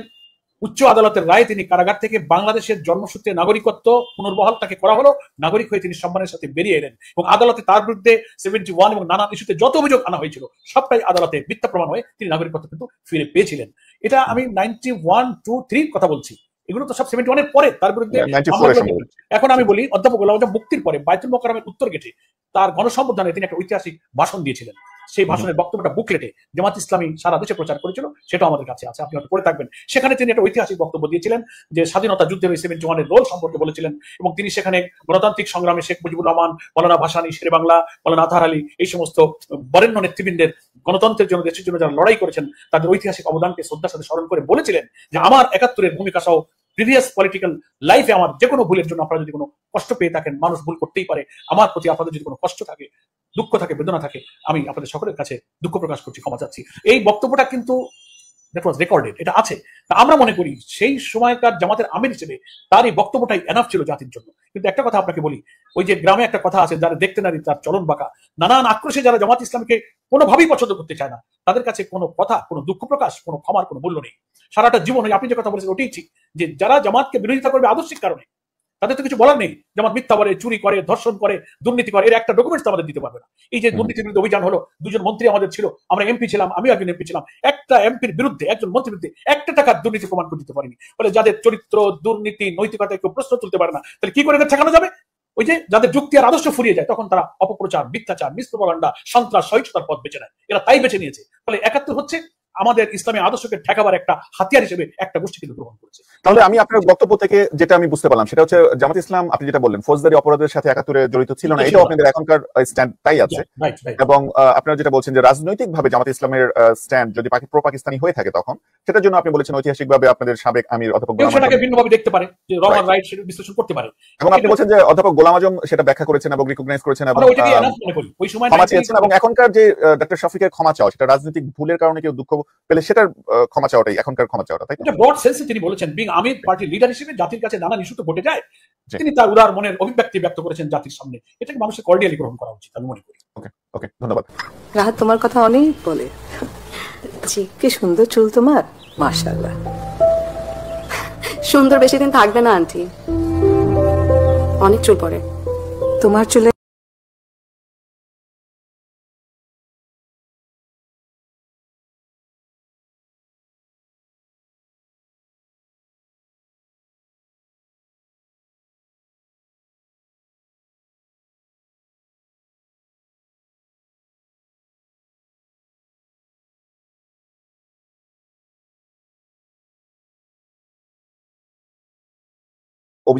অভিযান হোক, এবং আমরা এটা ৫ আগস্টের পরেও দেখেছি যে ৫ আগস্টের পরে যেখানে বিএনপির বিরুদ্ধে অনেক অভিযোগ এসেছে যে তারা দখল, দুর্নীতি, প্রভাব বলয় বিস্তার করা, চাঁদাবাজি, এই ধরনের অনেকগুলো অভিযোগ এসেছে। জামাত ইসলামের বিরুদ্ধে এই ধরনের অভিযোগের সংখ্যা খুব কম, খুবই নগণ্য। এটা কিভাবে সম্ভব হলো? জামাত ইসলাম এত বড় একটি সংগঠন, তার লাখ লাখ নেতাকর্মী আছে, তারা ট্রেডিশনাল পলিটিক্যাল পার্টির মতো রাজনীতিও করছে, মিছিল মিটিং করছে, তাদের এমপি হচ্ছে, মন্ত্রী হচ্ছে। এই দুর্নীতিটা জামাত ইসলামের লোকেদের মধ্যে এত কম কেন? এটার কারণটা কি? রহস্যটা আমাদেরকে একটু বলবেন। থ্যাংক ইউ, জাযাকাল্লাহ। আপনি নিশ্চয়ই এটা খুব সহজে বুঝেন, তবু আমি দর্শক শ্রোতাদের উদ্দেশ্যে বলবো যে জামাত ইসলামী এমন একটা সংগঠন, এমন একটা আন্দোলন, এমন একটা লক্ষ্য উদ্দেশ্যে কাজ করে, সেটা হচ্ছে ইসলামী আদর্শ এবং ইসলামী নৈতিকতার চর্চা এখানে হচ্ছে মুখ্য বিষয়। এবং আমাদের যারা সদস্য হয়, আমাদের গঠনতন্ত্রে এটা উল্লেখ আছে, সেখানে আমাদের কয়েকটা শর্ত ম্যান্ডেটরি করে দেওয়া হয়েছে, যে তার অবৈধ উপার্জনের কোনো উৎস থাকতে পারবে না। যদি এই সদস্য আগ পর্যন্ত তিনি কারো হক, অধিকার নষ্ট করে থাকেন, সেই অধিকারটাকে ফেরত দিতে হবে। তিনি হারাম উপার্জন করতে পারবেন না। তিনি কোনো কবিরা গুনাহ, যেটাকে শরীর ভাষায় বড় ধরনের অপরাধ বলা হয়েছে, কোনো কবিরা গুনাহ করতে পারবেন না। তিনি ইসলামী নীতি নৈতিকতা বহির্ভূত কোনো সংস্থা সংগঠনের সম্পর্ক থাকতে পারবেন না। নানান ধরনের ম্যান্ডেটরি কিছু নিয়ম কানুন বিধান আছে। এই সৎ থাকা, চরিত্রবান থাকা এবং তার অন্তরে আল্লাহ তাআলার ভয় সৃষ্টি করা, যে দুনিয়ার জীবনটা শেষ নয়, একটা জায়গায় তোমাকে জবাবদিহি করতে হবে। ফলে আল্লাহ তাআলার কাছে পাকড়াও হতে হবে। তোমার মৃত্যুর পর থেকে পরজীবনে কৈফিয়তের আরেকটা জায়গা আছে, এই জায়গাটা শেষ নয়। তুমি এখানে কোটি টাকা দুর্নীতি করলে, এখানে তুমি ঘুষ দিয়ে আদালত থেকে রেহাই পেলে, কিন্তু এই রেহাই নয়, আরেকটা কঠিন জায়গায় তোমাকে বিচারের মুখোমুখি হতে হবে। ফলে আল্লাহ তাআলার কাছে জবাবদিহির যে ভয়, এই কৈফিয়তের ফিলিংসটা আমরা আমাদের সদস্যদের মধ্যে সিরিয়াসলি প্রবেশ করার চেষ্টা করি। এই জন্য আমাদের ট্রেনিং প্রোগ্রাম, ওয়ার্কশপ, লিটারেচার, কোরআন, হাদিস, পার্সোনাল কন্টাক্ট, তার ব্যক্তিগত চরিত্র, নৈতিকতার মান, স্ট্যান্ডার্ড পর্যালোচনার জন্য day to day daily routine report বই পর্যালোচনা করে তার ইবাদত, বন্দেগী, তার পরিবার, তার স্ত্রী, তার সন্তান, তার উৎস, সবকিছু মনিটর করা হয়। এইভাবে আমরা তৈরি করে একটা মানুষকে সদস্য বানাই। তারপরে আমি বলবো, সাহেব ভাই, মানব এবং মানুষ ত্রুটির ঊর্ধ্বে নয়, আমাদেরও কিন্তু ভুল ত্রুটি হয় না, তা না। আমরা যে ফেরেশতা তা নয়। আপনি হয়তো বলতে পারবেন যে কম্পারেটিভলি উই আর বেটার, হয়তো একটা 10টা ভুল করে, আমি হয়তো একটা করি, কিন্তু আমরা নিজেদেরকে কখনো নিষ্পাপ নির্ভুল মনে করি না, আলহামদুলিল্লাহ। তো জামাত আমাদের নেতা কর্মীদেরকে নৈতিকতার ভিত্তিতে তাকে দাঁড় করাবার চেষ্টা করে, যে কারণে সে যদি চেয়ারম্যান হয়, এমপিও হয়, মন্ত্রী, ওখানে গিয়েছে আল্লাহকেই ভয় করে যে আমি হারাম খাচ্ছি কিনা। আমি ইচ্ছা করলে একটু ঘুরায় কথা বললে আমি মাসে লক্ষ টাকা উপার্জন করতে পারি, তার অন্তর তখন কেঁপে ওঠে না আজকে কেউ দেখছে না, কিন্তু আমার আল্লাহ তাআলা তো দেখছেন। এই ফিলিংসটা পলিটিক্যাল পার্টি হিসেবে জামাত ইসলামের বিরাট অর্জন। এটাই আমাদের পুঁজি, এটাই আমাদের শক্তি। এই শক্তির কারণেই আমাদের কর্মীরা কিন্তু মানুষের ভালোবাসাটা পাচ্ছে। আমরা কিন্তু টাকা দিয়ে মানুষকে জয় করতে পারি না, আমরা চরিত্র দিয়ে কিন্তু মানুষের আদর্শ। এবং জামাত ইসলাম যারা করে তারা নিজেরাই বরং জামাত ইসলামকে টাকা দেয়। নিজের আমরা প্রত্যেকেই আমাদের মাসিক উপার্জনের একটা অংশ আমাদের প্রত্যেক মাসে সংগঠনকে দেওয়াটা ম্যান্ডেটরি। ফলে আমাদের চর্চাটা একটু বেশি, যে কারণে আমরা যথাসম্ভব ভুল থেকে একটু বেঁচে থাকার চেষ্টা করি।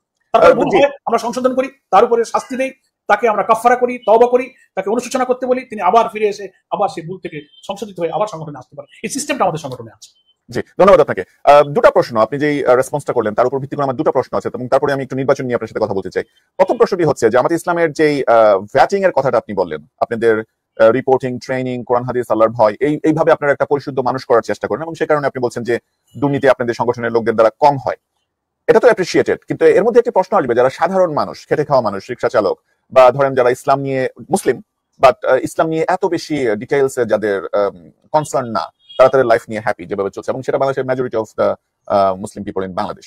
তো ওরা এগুলো শুনে বলবে, ওরে বাবা এত বেশি, যে সেই 4টার সময় হচ্ছে ফজরের নামাজ মসজিদে পড়েছি কিনা, এক ওয়াক্ত নামাজ কাজা করেছি কিনা, বিড়ি খেয়েছি কিনা, সিগারেট খেয়েছি কিনা, একটু ফ্রেন্ডদের সাথে আড্ডা দিয়েছি কিনা, এগুলো আবার জামাত ইসলাম মনিটর করা শুরু করবে। আমার পক্ষে জামাত ইসলাম করা সম্ভব না। যেখানে অন্য কোনো পলিটিক্যাল দল করা অনেক বেশি ইজি, বিএনপি করা, এনসিপি করা, আওয়ামী লীগ করা, অন্যান্য দল করা অনেক বেশি ইজি, এত বেশি মনিটরিং নেই। আপনাদের এই মাইক্রো ম্যানেজমেন্ট মনিটরিং এর কারণে অনেকে বলবে যে না, জামাত ইসলাম আমার জন্য না। তাদের জন্য আপনার মেসেজটা কি? নাম্বার 1। নাম্বার 2 হচ্ছে এই যে আপনি আপনাদের একটা ক্যারিয়ার সিস্টেম বা একটা ট্রেনিং বা একটা প্রক্রিয়ার কথা বললেন ভালো মানুষ করার জন্য, বাংলাদেশের মানুষ এটাকে অনেক বেশি অ্যাপ্রিসিয়েট করার কথা, কিন্তু ভোটের রাজনীতিতে আপনাদের ভোট অনেক কম। তো আপনি কি বলবেন যে বাংলাদেশের মানুষ কি বুঝতে পারছে না যে জামাত ইসলাম ভালো কিছু চাচ্ছে, নাকি আপনার মনে হয় ওই যে একটু আগে আমরা যেটা আলাপ করলাম 71 প্রশ্নে অনেকের দ্বিধা বিভক্তির জন্য জামাত ইসলামকে সাপোর্ট করতে পারে না?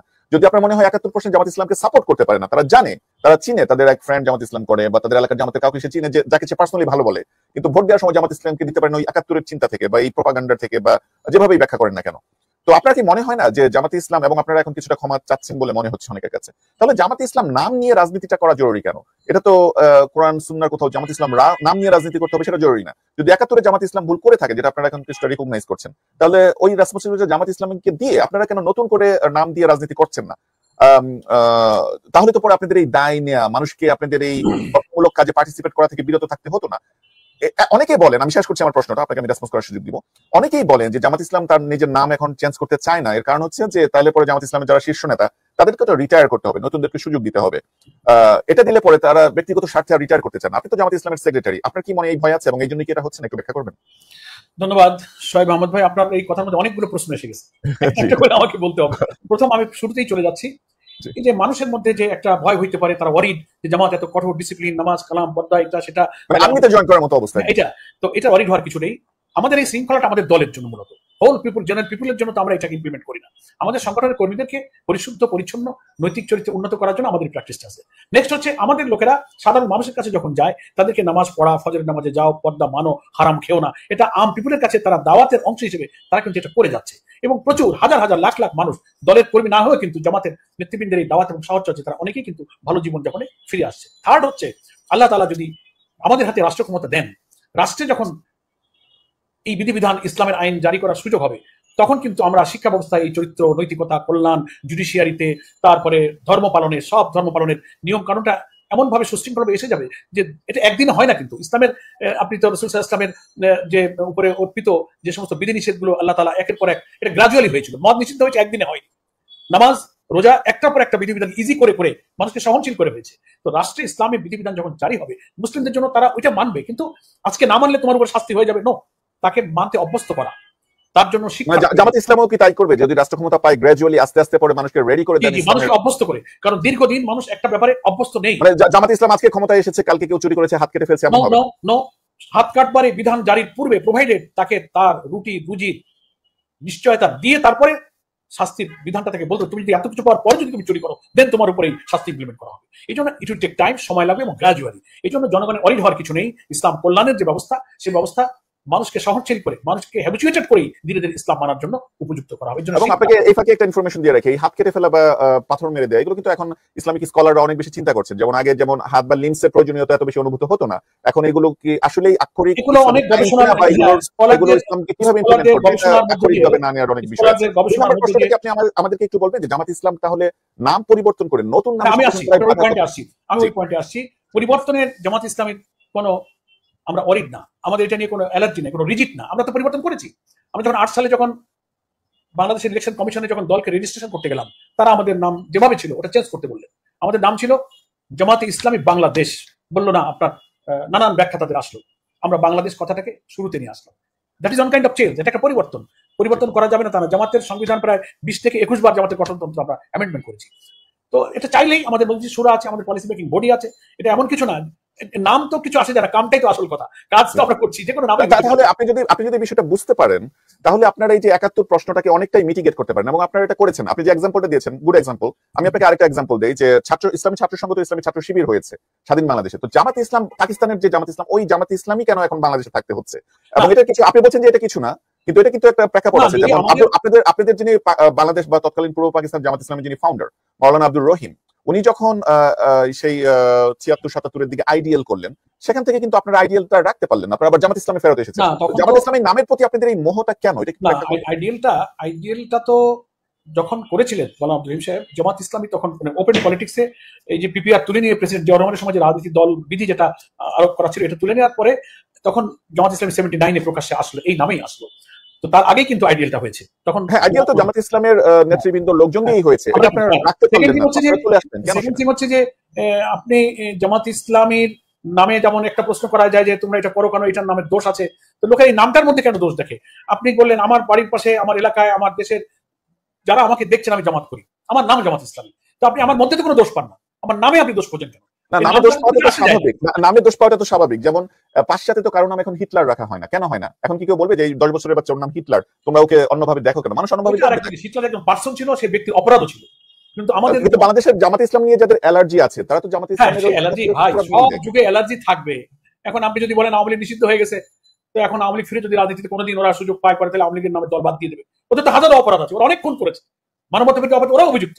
কারণ আপনি যদি বলেন যে তাহলে তোমরা নাম বদলায় ফেলো, বলতে আপনি পারবেন, কিন্তু যারা দলটা পরিচালনা করবেন, যারা দল চালা, আমাদের তো একটা মজলিস শুরা আছে, রীতি নির্ধারণের বডি আছে, ঠিক আছে, আমাদের পলিসি মেকিং বডিতে যদি কোনোদিন আলোচনা করে আমরা মনে করি যে না আমাদের দল একবার তো নাম কিছু পরিবর্তন করেছি, আমরা আরেকটু পরিবর্তন করতে হবে, দেন উইল ডিসাইড, সে সুযোগ তো থাকবে। এই জন্য এই কথা ঠিক নয় যে আমরা এটার উপর রিজিড হয়েছি, এটার মধ্যে ইসলাম পরিপূর্ণ, অন্য কোথাও ইসলাম নাই। জামাতের টপ লিডারদের রিটায়ার করতে হবে, এই ধরনের কোনো ভয় আছে যে আমি কেন রিটায়ার করব? এই জন্য না, এগুলো মানুষের ভুল ধারণা, কিছুটা মিস প্রপাগান্ডা, এবং মানুষ এগুলো অহেতুক চর্চা করে, এটা আমাদের মধ্যে মোটেই নাই।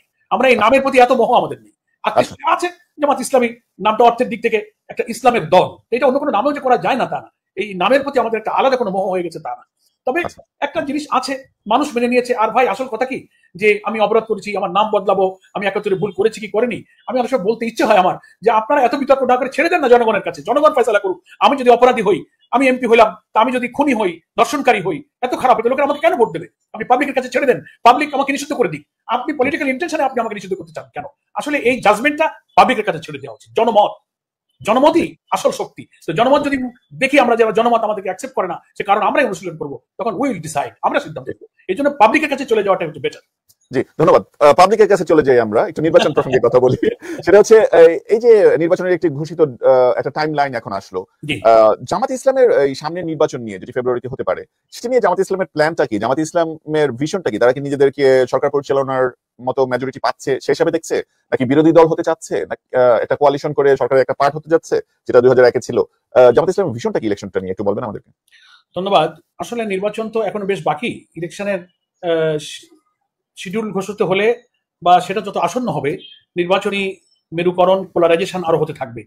কারা কিভাবে ইলেকশন করছে, কোন দলে দলে জোট হচ্ছে, সমঝোতা হচ্ছে কি হচ্ছে না, এগুলো আরেকটু পরে কিন্তু এর চূড়ান্ত রূপ, একটা পরিণত রূপ কিন্তু তখন আমরা দেখতে পাবো। এখন জামাত ইসলামী তো ইনশাআল্লাহ নির্বাচনে অংশগ্রহণ করবে। বাংলাদেশের সংসদীয় রাজনীতিতে যে কয়েকটা নির্বাচন গ্রহণযোগ্য হয়েছে, সব নির্বাচনে জামাত পার্টিসিপেট করেছে, এবং সেই সব নির্বাচনে পার্লামেন্টে আমরা প্রতিনিধিত্ব করেছি, কখনো বেশি কখনো কম আসন দিয়ে আমরা পার্লামেন্টে সবসময় থেকেছি। এবারের নির্বাচনে আমরা সেভাবেই প্রস্তুতি নিচ্ছি। তবে সব দল এবং রাজনীতিবিদরা যেমন নির্বাচনের আগে একটা নির্বাচনী মেরুকরণ, সমীকরণ, পোলারাইজেশনে যুক্ত হয়, আমাদের মধ্যেও বিভিন্ন দল মত, ইসলামী সংগঠনের সাথে নানান ধরনের আলাপ আলোচনা চলছে একটা নির্বাচনী জুলাই অভ্যুত্থানের চেতনাকে ধারণ করে, মুসলিম উম্মার একটা বিশাল ঐক্যের স্বার্থে, আমাদের প্রিভিয়াস এক্সপেরিয়েন্সকে কাজে লাগিয়ে বারবার একটি আধিপত্যবাদী শক্তি এদেশে মুসলিম জনতার উপরে যা হামলে পড়েছে শুধু আমাদের বিভেদ এবং অনৈক্যের কারণে, একটা ঐক্যের চেতনা আমাদের মধ্যে জেগেছে। তো এটা যদি হয়, আরো কিছু দল যদি আমরা মিলতে পারি, তাহলে ইলেকশনের শেপটা একটু ভিন্ন হবে ইনশাআল্লাহ। এখন কে নির্বাচনে কয়টা সিট পাবে, কয়টা আসন আমরা পাবো, আপনাদের প্ল্যানটা কি? আপনারা কি চান এই নির্বাচনে? আপনারা কি অ্যাচিভ করতে চান? ওটা তো আমি আগেই বলেছি। অনেকগুলো আসন পেতে চান, ধরেন 50টা আসন জামাত ইসলাম পেয়ে যাচ্ছে, ওই সেন্সে আমার অ্যান্সার হলো যে আমরা তো আশা করি যে জনগণের কাছে যদি আমাদের এই ভিশন নিয়ে আমরা কনভিন্স করতে পারি, ইনশাআল্লাহ জনগণ আমাদেরকে ক্ষমতায় যাওয়ার জন্যই ভোট দেবে, এবং জনগণ আমাদেরকে ভোট দিলে আমরা ইনশাআল্লাহ সরকার পরিচালনার দায়িত্ব ইনশাআল্লাহ গ্রহণ করবো। এই আশা নিয়েই আমরা মানুষের কাছে যাচ্ছি, মানুষকে সেই আপিল করছি। আমরা আল্লাহর মেহেরবানি পেলে, জনগণ ভোট দিলে আমরা ইনশাআল্লাহ সরকার পরিচালনার যোগ্য হব। প্রার্থী দিবেন, এটা কি আপনারা এখনো ডিসাইড করেছেন? আমরা প্রাথমিক প্রস্তুতি আমরা নিয়েছি, কিন্তু যদি কারোর সাথে আমাদের জোট সমঝোতা হয়ে যায়, তখন কিছু আসন ছাড়তে হবে। 20-50, 100 যদি ছাড়ি তো আমাদের কিছু আসন থাকবে। কার সাথে জোট হওয়ার সম্ভাবনা আপনাদের বেশি?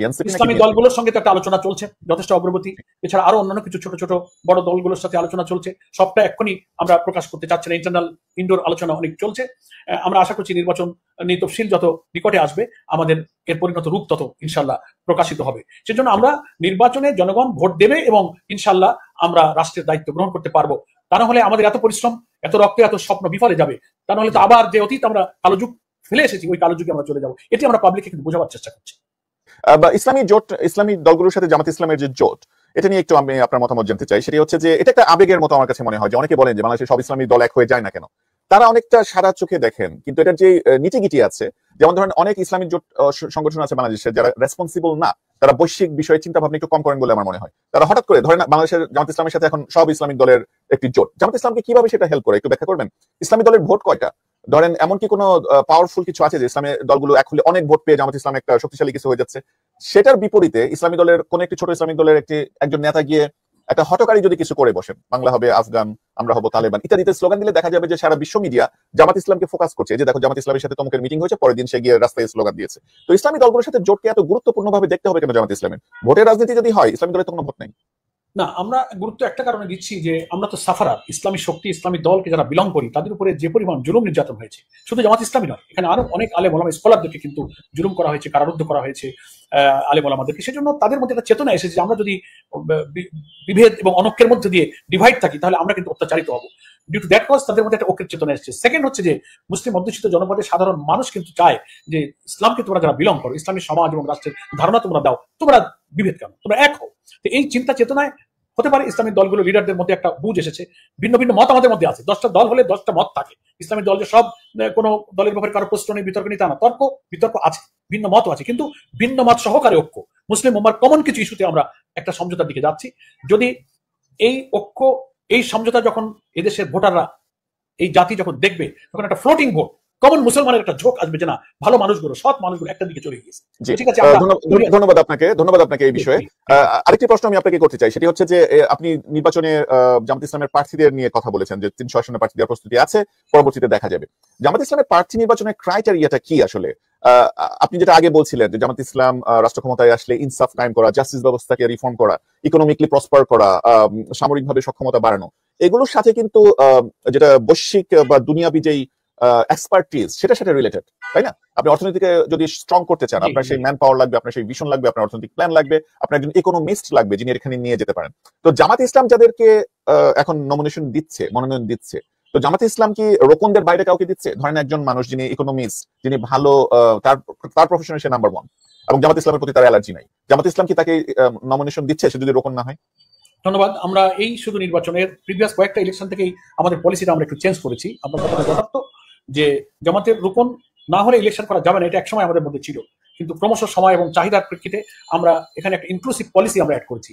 যদি কোনো ব্যক্তি রোকন নয় কিন্তু তিনি অনেস্ট, দুর্নীতিপরায়ণ, অর্থাৎ সৎ হিসেবে সমাজে বিবেচিত, কিন্তু তিনি যদি তার জাগতিক বৈষয়িক দিক থেকে সাবেক সচিব ছিল, আর্মি অফিসার ছিল, সেক্রেটারি ছিল, হ্যাঁ, তিনি একজন বড় ব্যুরোক্রেসিতে তিনি চাকরি করেছেন, সমাজের একজন বড় অর্থনীতিবিদ, বড় একজন স্কলার, কিন্তু জামাতের ক্রাইটেরিয়াতে তিনি রোকন নন, বাট তিনি দুর্নীতি করেন না, অনেস্ট, যোগ্য, জাগতিক বৈষয়িক দিক থেকে তার সমকালীন চাহিদা পূরণ করার মতো ক্ষমতা আছে। আমাদের মধ্যে পলিসি হয়েছে আমরা এই ধরনের যোগ্য লোক যদি পপুলার পাই, কিনা একটা কনস্টিটিউয়েন্সি তাকে দিলে তিনি ভোট পেয়ে জিতে আসবেন, আমরা নন রোকন হলেও আমরা তাকে মনোনয়ন দেব।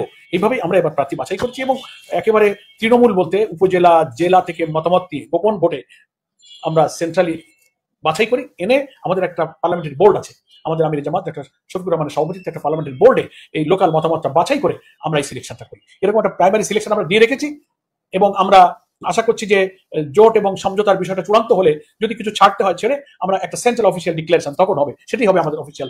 এই সিলেকশনের বিষয়ে আপনার একটি দৃষ্টি আকর্ষণ করতে চাই, সেটি হচ্ছে যে একটা সময় দেখা যেত জামাত ইসলামের যারা প্রার্থী হচ্ছে, জামাত ইসলাম অল্প আসনে ভোট করছে, কিন্তু যাদেরকে প্রার্থী দিচ্ছে তাদের মধ্যে একটা কোয়ালিটির ঝলক দেখা যেত। এখন যাদেরকে জামাত ইসলাম প্রার্থী দিচ্ছে, আমি একজনের কথা বলছি, মুফতি আমির হামজা। উনি বিভিন্ন কারণে সমালোচিত। উনি কিছুদিন আগে ইন্ডিয়ান এক নায়িকার কথা বলে দেশ জুড়ে সমালোচনা পেয়েছেন, রাশিকা মান্দানা এই ধরনের একটা নাম। উনি এক ধরনের বলেন যে 175টি দেশ উনি ভ্রমণ করেছেন 33 বছর বয়সে, পরের দিন এসে উনি আবার মাপ চান। তারপরে উনি কিছুদিন আগে জান্নাতে যাওয়ার একটা ক্রনোলজিক্যাল অর্ডার দিয়ে দিয়েছেন যে সাতক্ষীরা আগে যাবে, তারপরে এই জেলা, এই ধরনের কথাবার্তা বলে, এবং উনি জামাতের এমপি মনোনয়নও পেয়েছেন। আপনাদের ক্রাইটেরিয়াটা কি আসলে? মুফতি আমির হামজা বা তার মতো প্রার্থীদের দিয়ে আপনারা কি অ্যাচিভ করেন? এটা কি জাস্ট কিছু ভোট পাওয়া, ওয়াজের মাঠে একটু সরগরম করা, ওদের ভোটগুলো দরকার, এই ধরনের কোথায় কম্প্রোমাইজ চলছে? হ্যাঁ, আমি বলছি আমরা ওই যে ক্রাইটেরিয়া বলতে আমাদের যে প্রসেসটা বলেছি, লোকাল টায়ার থেকে আমরা একটা ওপিনিয়ন নিই। তো তিনি যে এলাকা থেকে মতামত নিয়ে ওনাকে নমিনি প্রাথমিক বাছাই, এটা একটা প্রাথমিক বাছাই, প্রাইমারি একটা সিলেকশন। তো কুষ্টিয়া জেলা তার নিজস্ব এলাকার সব জায়গা থেকেই প্রত্যেক আসনের একটা গোপন ব্যালটে আমরা একটা মতামত গ্রহণ করি। হতে পারে তার ব্যাপারে একটা মতামত এসেছে, জেলা থেকে বাছাই হয়ে সেন্ট্রালি এসেছে, আমরা একটা প্রাইমারি সিলেকশন দিয়েছি। এবং এই যেসব বিষয়গুলো আপনি বললেন মিডিয়াতে, গণমাধ্যমে, আমরাও কিছু কিছু এগুলো ভিডিও আছে, না ঠিক আছে। তো এগুলো আমরা দেখতে পাচ্ছি, প্রাথমিক বাছাই তো এখনো সময় আছে, আমরা আমাদের নীতি নৈতিকতা আমাদের প্রয়োজন বিবেচনা করে আমরা উইল টেক ডিসিশন ইনশাআল্লাহ। আমরা অনুষ্ঠানের একদম শেষ পর্যায়ে চলে এসেছি। আমি একটু বিএনপির সাথে আপনাদের এখনকার সম্পর্কটা কি একটু বলবেন? 5 আগস্ট পরবর্তী আমরা কখনো দেখি যে বিএনপির সাথে লাইন, কখনো মনে হয় যে বিএনপির সাথে আপনাদের একটা ঝগড়া চলছে, বিএনপির অনেক নেতারা আপনাদের বিরুদ্ধে বলছে, আবার ডক্টর শফিক লন্ডনে গিয়ে তারেক রহমানের সাথে মিটিং করছেন। বিএনপির সাথে আপনাদের অফিসিয়াল রিলেশনটা এখন কি? আপনারা একসময় জোটবদ্ধ ছিলেন, এখন জোটবদ্ধ নাই, আন্ডারস্ট্যান্ডিংটা কি আসলে? আমরা শর্ট বলি, আমাদের কোনো ঝগড়া নাই। রাজনৈতিক দলের সাথে একটা দলের যে সৌহার্দ্যপূর্ণ সম্পর্ক থাকা প্রয়োজন, সে সম্পর্ক আছে। তাদের সঙ্গে আমাদের দেখা হয়, কথা হয়, ফোনে আলাপ হয়।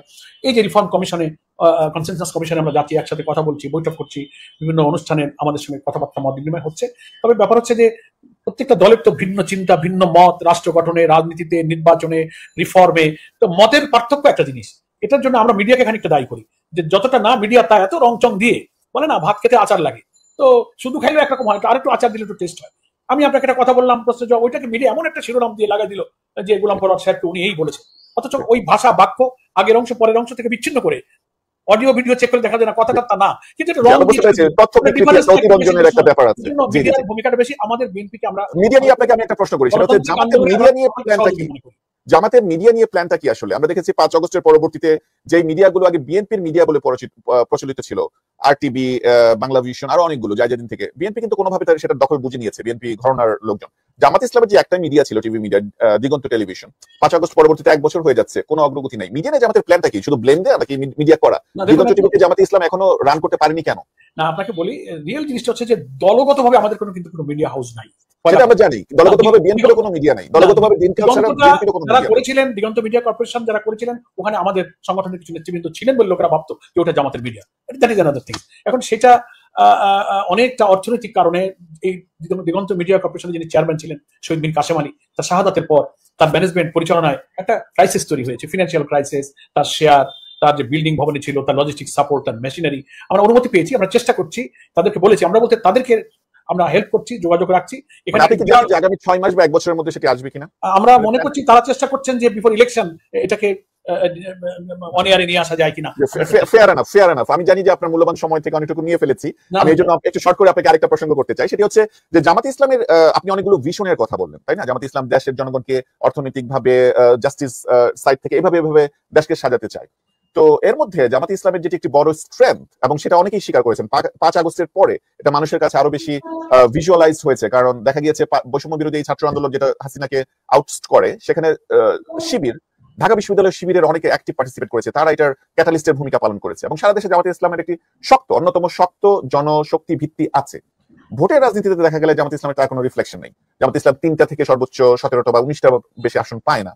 তো আমরা যেটা দেখেছি, যে আমি নিউ ইয়র্ক থেকে বলছি, নিউ ইয়র্কে আপনি জানেন যে গত কয়েকদিন আগে যেই ডেমোক্রেটিক মেয়রাল ক্যান্ডিডেট ইলেকশন হয়, সেখানে জোহরান মামদানি, মাত্র 33 বছর বয়স, তাকে আমি ব্যক্তিগতভাবে অনেক বছর ধরে চিনতাম, আমার সাথে যোগাযোগ ছিল, কিন্তু অনেক নিউ ইয়র্কাররা তাকে চিনতই না 2 মাস আগেও। তো সে এসেছে, সে সোশ্যাল মিডিয়াকে ইউজ করেছে, একজন মুসলিম হয়ে, ডোনাল্ড ট্রাম্পের সময় একজন মুসলিম হয়ে, 33 বছর বয়স্ক হয়ে, যেখানে নিউ ইয়র্কের অনেক, মানে আমেরিকাতে সবচেয়ে বেশি জুইশ পপুলেশন, ইহুদি পপুলেশন হচ্ছে নিউ ইয়র্কে, সেই নিউ ইয়র্কে সে ডেমোক্রেটিক ক্যান্ডিডেট হয়েছে। নিউ ইয়র্কের সাবেক গভর্নর অ্যান্ড্রু কুমোকে হারিয়ে, যে ডেমোক্রেটিক প্রেসিডেন্ট নমিনি তাকে একসময় ভাবা হতো, অ্যান্ড্রু কুমোকে, নিউ ইয়র্কের গভর্নর ছিলেন, তার বাবাও গভর্নর ছিলেন অ্যান্ড্রু কুমোর, এমন হেভিওয়েট প্রার্থীকে সে ফেলে দিয়েছে। তো তার এই যে নির্বাচনী প্রচার, জনগণের সাথে তার কানেক্ট করতে পারাটা, এত অ্যাডভার্সারি নিয়ে, এত ইসলামোফোবিয়া ফেস করে, এত কম বয়সে, জামাত ইসলাম জোহরান মামদানির এই ক্যাম্পেইন থেকে কি শিক্ষা পেতে পারে? বা জামাত ইসলামের এই যে নির্বাচনী ক্যাম্পেইন আসছে, জামাত ইসলাম কিভাবে চিন্তা করছে? এটা কি গতানুগতিক পোস্টার মেরে দেওয়া, প্রচারের সর্বস্তরের জনগণ, এ ধরনের কিছু একটা পোস্টার ট্রেডিশনাল, না কিভাবে মেসেজটা ট্রান্সফার করবে বলে আপনার? ধন্যবাদ। আপনি যার কথা বললেন, Zohran Mamdani New York state অ্যাসেম্বলির একজন সদস্য, আমরা তার ব্যাপারটা নজর রাখছি, এবং তিনি যে অসাধারণ, তার যে চৌকস যোগ্যতা, দক্ষতা তিনি দেখিয়েছেন, তৃণমূল ভিত্তিক মাঠ পর্যায়ে তার যে কাজ এবং ন্যায় এবং মর্যাদার যে মেসেজ তিনি দিয়েছেন, নিজের আত্মপ্রকাশ, নিজের রিপ্রেজেন্টেশন, তরুণদেরকে উদ্বুদ্ধ করা, এবং বিভিন্ন ব্যবস্থাকে চ্যালেঞ্জ করে তার যে সাহস, যে কারেজ তিনি প্রদর্শন করেছেন এত আর্লি এজে, এটা থেকে আমাদের অনেক কিছু শেখার আছে এবং আমরা তাকে ফলো করছি, তার ব্যাপারে মেসেজ আমরা নিচ্ছি এবং আমরা, আপনি যেটা জানতে চেয়েছেন, আগামী নির্বাচনে আমরাও আমাদের যে অনলাইন ক্যাম্পেইন, প্রযুক্তি, তথ্য প্রযুক্তিকে ব্যবহার করা, তরুণ প্রজন্মের যারা 15 বছর 3টা ইলেকশন যারা ভোট দিতে পারে নাই, একটা বিপুল সংখ্যক ভোটার এবার তারা নতুন ভোট দেবে। এই তরুণ ভোটারদেরকে আমাদের দিকে আকৃষ্ট করার জন্য তাদের কাছে কি আমরা নিয়ে যেতে পারি, কোন মেসেজ তরুণদেরকে আমাদের দিকে আকৃষ্ট করবে, জনসেবা, মানুষের day to day affairs address করা, এই ব্যাপারে আমরা অন্য নির্বাচনগুলোর চেয়ে আমরা একটা এক্সেপশনাল, একটা এক্সট্রা অর্ডিনারি কিছু পলিসি প্রসেস আমরা গ্রহণ করতে যাচ্ছি। এটা নিয়ে আমাদের মধ্যে ওয়ার্কশপ হয়েছে, আলাপ আলোচনা চলছে, আমরা নানান ধরনের বিশেষজ্ঞকে কাজে লাগিয়ে। আর আপনি যে বক্তব্যটা দিলেন এই জোহরান মামদানির এই অসাধারণ নির্বাচনী সফলতা থেকেও আমাদের অনেক কিছু শেখবার আছে, লেসন নেবার আছে বলে আমরা মনে করি। আমরা এটাকেও নজরে রাখছি। জি, এই প্রসঙ্গে একটা কথা বলে নিই, সেটা আপনি উল্লেখ করেছেন যে 5 অগস্টের যে 36 জুলাইয়ের যে বাংলাদেশের বিপ্লব গণ অভ্যুত্থান হয়ে গেল, তার পিছনে ঢাকা বিশ্ববিদ্যালয়ের শিবিরের একটা বিরাট ভূমিকা দেখা যায়। তারা ইন্ডিপেন্ডেন্টলি অনেক মোবিলাইজ করেছে, অনেক কাজ করে একটা হাসিনার মতো একটি স্বৈরশাসককে উৎখাত করেছে। কিন্তু এই ঢাকা ভার্সিটির শিবিরের দিকে যদি আমরা তাকাই, তাদের থেকে বাংলাদেশ ইসলামী ছাত্র শিবিরের কেন্দ্রীয় সভাপতি নির্বাচিত হয় না বহু বছর ধরে, এবং সবসময় এটা একটা ব্যাপার থাকে যে ঢাবি শিবিরের সাথে জামাত ইসলামের নেতৃবৃন্দের একটা মিথস্ক্রিয়া নাই। এই বিষয়টা কেন হয় না? এটা একটা অপপ্রচার। এখন শিবিরের কেন্দ্রীয় সভাপতি এবং সেক্রেটারি জেনারেল বোথ দুজনেই কিন্তু ঢাকা ইউনিভার্সিটির ছাত্র। এটা অনেকে জানে না, মিথ্যা প্রচার করে। মানে ওই যিনি কেন্দ্রীয় সভাপতি আছেন জগন্নাথ ইউনিভার্সিটি থেকে পড়াশোনা করেছেন, আগে পড়াশোনা করেছে, তিনি এখন ঢাকা ইউনিভার্সিটিতে পাবলিক রিলেশন সাবজেক্টে সম্ভবত পড়াশোনা করেছে। ঢাকা ভার্সিটিতে যারা অনার্স করেছে 4 বছর পড়েছে, তাদের থেকে হয় না কেন? একটা প্রফেশনাল ডিগ্রি তো যে কোনো জায়গায়। শিবিরের তো কেন্দ্রীয় সভাপতি নির্বাচন, শিবিরের কেন্দ্রীয় সভাপতি নির্বাচনের একটা প্রসেস আছে, হয়তো আপনি জানেন। তাদের সদস্যদের প্রত্যক্ষ ভোটে, অনলাইনে ভোটটা হয়, সেই ভোটে যিনি সর্বোচ্চ ভোট পান তিনি সভাপতি হন। তিনি শিবিরের যারা আছে সদস্যরা, তারা ঢাকা ভার্সিটির শিবিরের কাউকে কখনো নেতা করতে চান না, এটা আপনি বলছেন? না না না, এখান থেকে এই ব্যাখ্যা করার কোনো সুযোগ নেই, কারণ সারা দেশের সকল সদস্যের ভোটে সভাপতি নির্বাচন হয়। শুধু একটা ইউনিভার্সিটির ভোটাররাই ভোট দিলে তো সে ভোটে পারবে না। সারা দেশের ভোটে যিনি সর্বোচ্চ পাবেন তিনি সভাপতি নির্বাচিত হবেন। জামাত ইসলামের নেতৃবৃন্দকে এই নেতৃত্বগুলো ঠিক করে দেয় না যে শিবিরের সভাপতি হবে? না, তাদের নির্বাচন, তাদের গঠনতন্ত্র একেবারে সেপারেট। তাদের আলাদা ইলেকশন কমিশনার থাকে। জামাত ইসলামের কোনো ইনফ্লুয়েন্স নাই সেখানে, নেতৃত্ব কিছু থাকে। যিনি সর্বোচ্চ ভোট পেয়ে সভাপতি হবেন তিনি কেন্দ্রীয় সভাপতি, তিনি যে কোনো ইউনিভার্সিটির ছাত্র হতে পারেন। তো সেই জন্য এটা আছে, একটা দল হলে যারা ভালো দেখতে পারে না, কোথায় একটু খোঁচা লাগাই দিয়ে একটা প্রশ্ন তৈরি করে দেওয়া যায়, একটা বিভেদ তৈরি করা যায়। ভ্যালিড যে সবগুলো ভার্সিটি থেকে শিবিরের কেন্দ্রীয় সভাপতি হয়, ঢাকা ভার্সিটি থেকে হয় না। যেখানে অন্য সবগুলো সংগঠন দেখেন ঢাকা ভার্সিটি থেকে তাদের কেন্দ্রীয় সভাপতি হয়, তাই না? ছাত্রদল, ছাত্রলীগ, ছাত্র ইউনিয়ন, সবগুলো শিবিরের সাথে অপোজিট। এটা একটা মিস্ট্রি মনে হয়। আমি তো বললাম যে তারা দুজনেই কিন্তু ঢাকা ইউনিভার্সিটির ছাত্র, এটা তো সঠিক তথ্য না। মানে কেউই তো ঢাকা ভার্সিটিতে অনার্স করেননি। অনার্স করতে হবে, মাস্টার্স করলে সেটা ছাত্র হলো না। মাস্টার্স তো করেছেন, যে মাস্টার্স করেছেন প্রফেশনালি মাস্টার্স করতে পারেন, কিন্তু অরিজিনালি স্টুডেন্ট না। আমি ইন্টারভিউর একদম লাস্ট পর্যায়ে চলে এসেছি। আপনার কাছ থেকে আমি একটু ভারতের কথাটা আপনি বলেছেন একটু আগে, যে ইসলামী দলের সাথে ভারতের সাথে জামাত ইসলামের দৃষ্টিভঙ্গিটা কি? জামাত ইসলাম যদি ক্ষমতায় আসে, ভারত বৃহৎ প্রতিবেশী হিসেবে চলে যাবে না? ধন্যবাদ। আমরা প্রায় 1 ঘন্টা ওভার হয়ে গেছে আমাদের সামনে নামাজের সময়। তো ভারতের ব্যাপারে আমাদের সম্পর্কের নীতি একেবারে স্পষ্ট এবং দৃষ্টিভঙ্গি পরিষ্কার। আমরা পরিষ্কার বলেছি যে তাদের সাথে আমাদের সুসম্পর্ক চাই, কিন্তু সেটা সমমর্যাদা ভিত্তিতে, ন্যায্যতা ভিত্তিতে। প্রতিবেশী দেশ হিসেবে ভারতের সাথে শান্তিপূর্ণ বাণিজ্যিক ও কূটনৈতিক সম্পর্ক গড়ে ওঠা অত্যন্ত গুরুত্বপূর্ণ। তবে এই সম্পর্ক হতে হবে সমান, সমমর্যাদার, একতরফা নয়। তারা আমাদের কাছ থেকে প্রিভিলেজ নেবেন আর আমাদেরকে কিছু দেবেন না, এটা কোনো হতে পারে না। ভারতের বাজারে বাংলাদেশের রপ্তানি বাড়ানো, যৌথ নদী ব্যবস্থাপনা, সীমান্ত, বাণিজ্য, যোগাযোগ উন্নয়ন, এই সব ক্ষেত্রে কিন্তু ইতিবাচক ব্যবস্থা নেওয়ার সুযোগ আমাদের আছে। কিন্তু সেটার জন্য তো নিকটতম প্রতিবেশী হিসেবে তাদেরকেও আমাদের ভালোটা বুঝতে হবে। যদি কেউ শুধু তারই ভালো বোঝেন, তিনি তো কি করে প্রকৃত বন্ধু হবেন? প্রেম তো একতরফা হয় না, প্রেম 2 তরফা লাগে। তো এখন মুশকিল হয়েছে যে সীমান্ত হত্যা, আমাদের নদী সমস্যা, পানি সমস্যা, আমাদের কানেক্টিভিটি, আমাদের নানান ইস্যুতে যে সমস্ত বাণিজ্যিক যে ভারসাম্য, সাংস্কৃতিক আগ্রাসন, পানি বন্টনের যে প্রবলেমগুলো, এটা যুগের পর যুগ এটা তারা সলিউশন করে না। এই জন্য সুসম্পর্ক আমরা রাখতে চাই। আমরা friendship to all, enemy to none, আমাদের ফরেন পলিসি সব দেশের জন্য সমানভাবে প্রযোজ্য। সেটা তো ঠিক আছে, নীতি হিসাবে সেটা ঠিক আছে, কিন্তু আমরা যদি প্র্যাকটিক্যালিটি দেখি, ভারত তো বাংলাদেশকে যেভাবে শোষণ করেছে গত 16 বছরে, সেটি তো ভারত ছেড়ে দিবে না। আমরা ফরহাদ মাঝারের সাথে কথা বলছিলাম আমাদের এক এপিসোডে, এবং আমরা বদরুদ্দিন উমরের সাথেও কথা বলছিলাম, বাংলাদেশের 2জন প্রখ্যাত বুদ্ধিজীবী। তো ওনারা বলছিলেন, বদরুদ্দিন উমরের ভাষায়, ভারতের মানে বিড়ালের সামনে থেকে মাছ বা মাছের কাঁটা নিয়ে গেলে বিড়ালের যেমন অবস্থা হয়, ভারতের অবস্থা এমন হয়েছে 5 আগস্টের পরে। তারা এইভাবে শোষণ করছিল, এই শোষণের বস্তুটি চলে গিয়েছে, তারা এখন বেপরোয়া। তো জামাত ইসলাম ক্ষমতায় আসলে ভারতের এই যে আমরা গত 16 বছরে দেখেছি, মিলিটারিতে ইন্ডিয়ান এজেন্ট ঢুকে যাওয়া, পুলিশে ইন্ডিয়ান এজেন্ট ঢুকে যাওয়া, প্রশাসনে ইন্ডিয়ান এজেন্ট ঢুকে যাওয়া, ম্যানিপুলেট করা, বাংলাদেশকে দিয়ে করিডোর নেওয়া, চুক্তি করা, অসম চুক্তি করা, বাংলাদেশের পানি শুকিয়ে দেওয়া, ভারতের যে শোষণ যন্ত্রটা আছে সেটা তো আরো বেপরোয়া হয়ে যাবে। জামাত ইসলাম এটাকে কিভাবে ট্যাকেল করবে? আমরা জনগণকে নিয়ে এই আধিপত্যবাদী আগ্রাসী নীতির মোকাবেলা করব। আমাদের চতুর্দিক থেকে একটা প্রতিবেশী দেশ দ্বারা আমরা ঘেরাও করা আছি, একদিকে বঙ্গোপসাগর। ফলে এই ভূখণ্ডে আমরা জন্মেছি, এখানে আমাদের বেঁচে থাকতে হবে। এদেশের মানুষকে আমরা এই আগ্রাসী নীতির বিরুদ্ধে সচেতন করে তুলব। আর আমরা চেষ্টা করব ভারত সহ আরো অন্যান্য দেশ সবার সাথে যে ন্যায্য সম্পর্ক, সমতার ভিত্তিতে সম্পর্ক আমরা রক্ষা করবো। কাউকে আমরা শত্রু মনে করবো না। তবে এটা একটা চ্যালেঞ্জ হবে, যে কোনো সব সরকারের সময় ফরেন পলিসি মেনটেন করে সম্পর্কের ব্যালেন্স মেনটেন করাটা একটা টাফ জিনিস। আমরা সেই সম্পর্ক সমমর্যাদার ভিত্তিতেই আমরা মেনটেন করার চেষ্টা করব। আমাদের বর্ডার কিলিং, আমাদের পানি সমস্যা, আমাদের কানেক্টিভিটি এবং আমাদের এখানে ব্যবসা বাণিজ্য নানানভাবে বিনিয়োগ করা, সেখান থেকে আবার এক্সট্রা প্রিভিলেজ নিয়ে যাওয়া। আমি তোমাকে বিনিয়োগ করবো, রেল লাইন রাস্তা করে দিব, আমার এক্সপার্ট তুমি নাও, আমার ইঞ্জিনিয়ার তুমি নাও, আমার শ্রমিক তুমি নাও, হ্যাঁ আমার রাস্তায় এত ট্যাক্স তুমি দাও। তো এগুলো হচ্ছে যে বন্ধুত্ব করব, কিন্তু তুমি আমার কাছে নত হয়ে থাকো। আজকাল আধুনিক যুগে ওই আগে বিভিন্ন রাজা বাদশাদের যুগে আধিপত্যবাদের একটা আলাদা সংজ্ঞা ছিল। তারা লট বহর নিয়ে এসে ভূখণ্ডের পর ভূখণ্ড জয় করতো, এটাকে একজন আধিপত্যবাদ বলতো। এখন কিন্তু ভূখণ্ড জয় করবে না। বাংলাদেশে আমরা মনে করি আমাদের পতাকা, জাতীয় সঙ্গীত, সীমানা তো ঠিক আছে, কিন্তু আধিপত্যবাদী শক্তি ওখান থেকে রিমোট কন্ট্রোল করে আমার ব্যবসা কন্ট্রোল করবে, রাজনীতি কন্ট্রোল করবে, অর্থনীতি কন্ট্রোল করবে। তো এটা এক ধরনের আধিপত্যবাদ। তার অর্থ আমার দেশ দখল করছে না এটা বলে তৃপ্তি পাওয়ার কিছু নেই। এটা স্বাধীন হয়েও আমরা পরাধীন। এই জন্য মেজর জলিল বীর মুক্তিযোদ্ধা লিখেছিল যে অরক্ষিত স্বাধীনতাই পরাধীনতা। তো এটাকে মেনটেন করে আমরা আমাদের জনগণকে সচেতন করব। আমরা এই ভূখণ্ডে বেঁচে থাকবো। আমাদের চেতনা, দেশপ্রেম এবং আধিপত্যবাদ বিরোধী চেতনাই হচ্ছে আমাদের শক্তি, যেটা জুলাই অভ্যুত্থানে হাজার মানুষের রক্ত দিয়ে আমরা প্রমাণ করেছি যে কোনো আধিপত্যবাদের কর্তৃত্ববাদী শাসন আসলে কিন্তু শেখ হাসিনাকে রক্ষা করতে পারেনি। সেই জনগণই আমাদের আছে, জনগণই আমাদের পাওয়া, ইনশাআল্লাহ। ধন্যবাদ। আমরা অনুষ্ঠানে একদম শেষ পর্যায়ে চলে এসেছি। লাস্ট 30 সেকেন্ডে আপনি কি দর্শকদের উদ্দেশ্যে যদি কোনো ক্লোজিং রিমার্ক থাকে আপনার? হ্যাঁ, ধন্যবাদ। দর্শক শ্রোতা যারা দীর্ঘ সময়, প্রায় 1 ঘন্টা 20-25 মিনিট কোথায় হতে যাচ্ছে আমি জানি না, সম্ভবত দীর্ঘ সময় ধরে যারা আমাদের কথা শুনলেন, বিশেষ করে বাংলাদেশের রাজধানী ঢাকা থেকে, আমি আমাদের কেন্দ্রীয় কার্যালয় থেকে কথা বলছি আপনার সঙ্গে অনলাইনে সংযুক্ত হয়ে। আমি মনে করি বাংলাদেশের মানুষের সামনে একটা নতুন দেশ, নতুন গঠন, নতুন জীবনের জন্য একটা সুযোগ এসেছে। সেই জন্য যারা প্রবাসী বাংলাদেশী আছেন এবং যারা আমাদের দেশে আছেন, তারা একটা নতুন বাংলাদেশ গঠনের জন্য, যে কালো অতীত আমরা ফেলে এসেছি সেই অতীতে যেন ফিরে যেতে না হয়, সেই বাংলাদেশ গঠনে আশা করি দেশের মানুষকে তারা সহযোগিতা করবেন, চিন্তা দেবেন, চেতনা দেবেন, উদ্বুদ্ধ করবেন। এবং আমাদের নতুন করে আরেকটা ফ্যাসিবাদ, আরেকটা হাসিনার যেন জন্ম না হয় সে ব্যাপারে সাবধান থেকে আগামী ত্রয়োদশ জাতীয় নির্বাচনে ভোটাররা যেন ভোট দিতে পারেন। যারা আবার ভোট দিয়ে যে চাঁদাবাদ, যে খুনি, যে অর্থ লোপাটকারী, যে মানবতাবিরোধী অপরাধীদেরকে আমরা বিদায় করেছি, আবার যেন আরেক শ্রেণীর অপরাধী এসে ক্ষমতায় মস্তকে না বসতে পারে, এই সচেতনতাকে কাজে লাগিয়ে যেন তারা আবার জনগণকে নির্বাচিত সরকারের হাতে ক্ষমতা হস্তান্তরের এই কাজে যেন তারা সাহায্য করেন।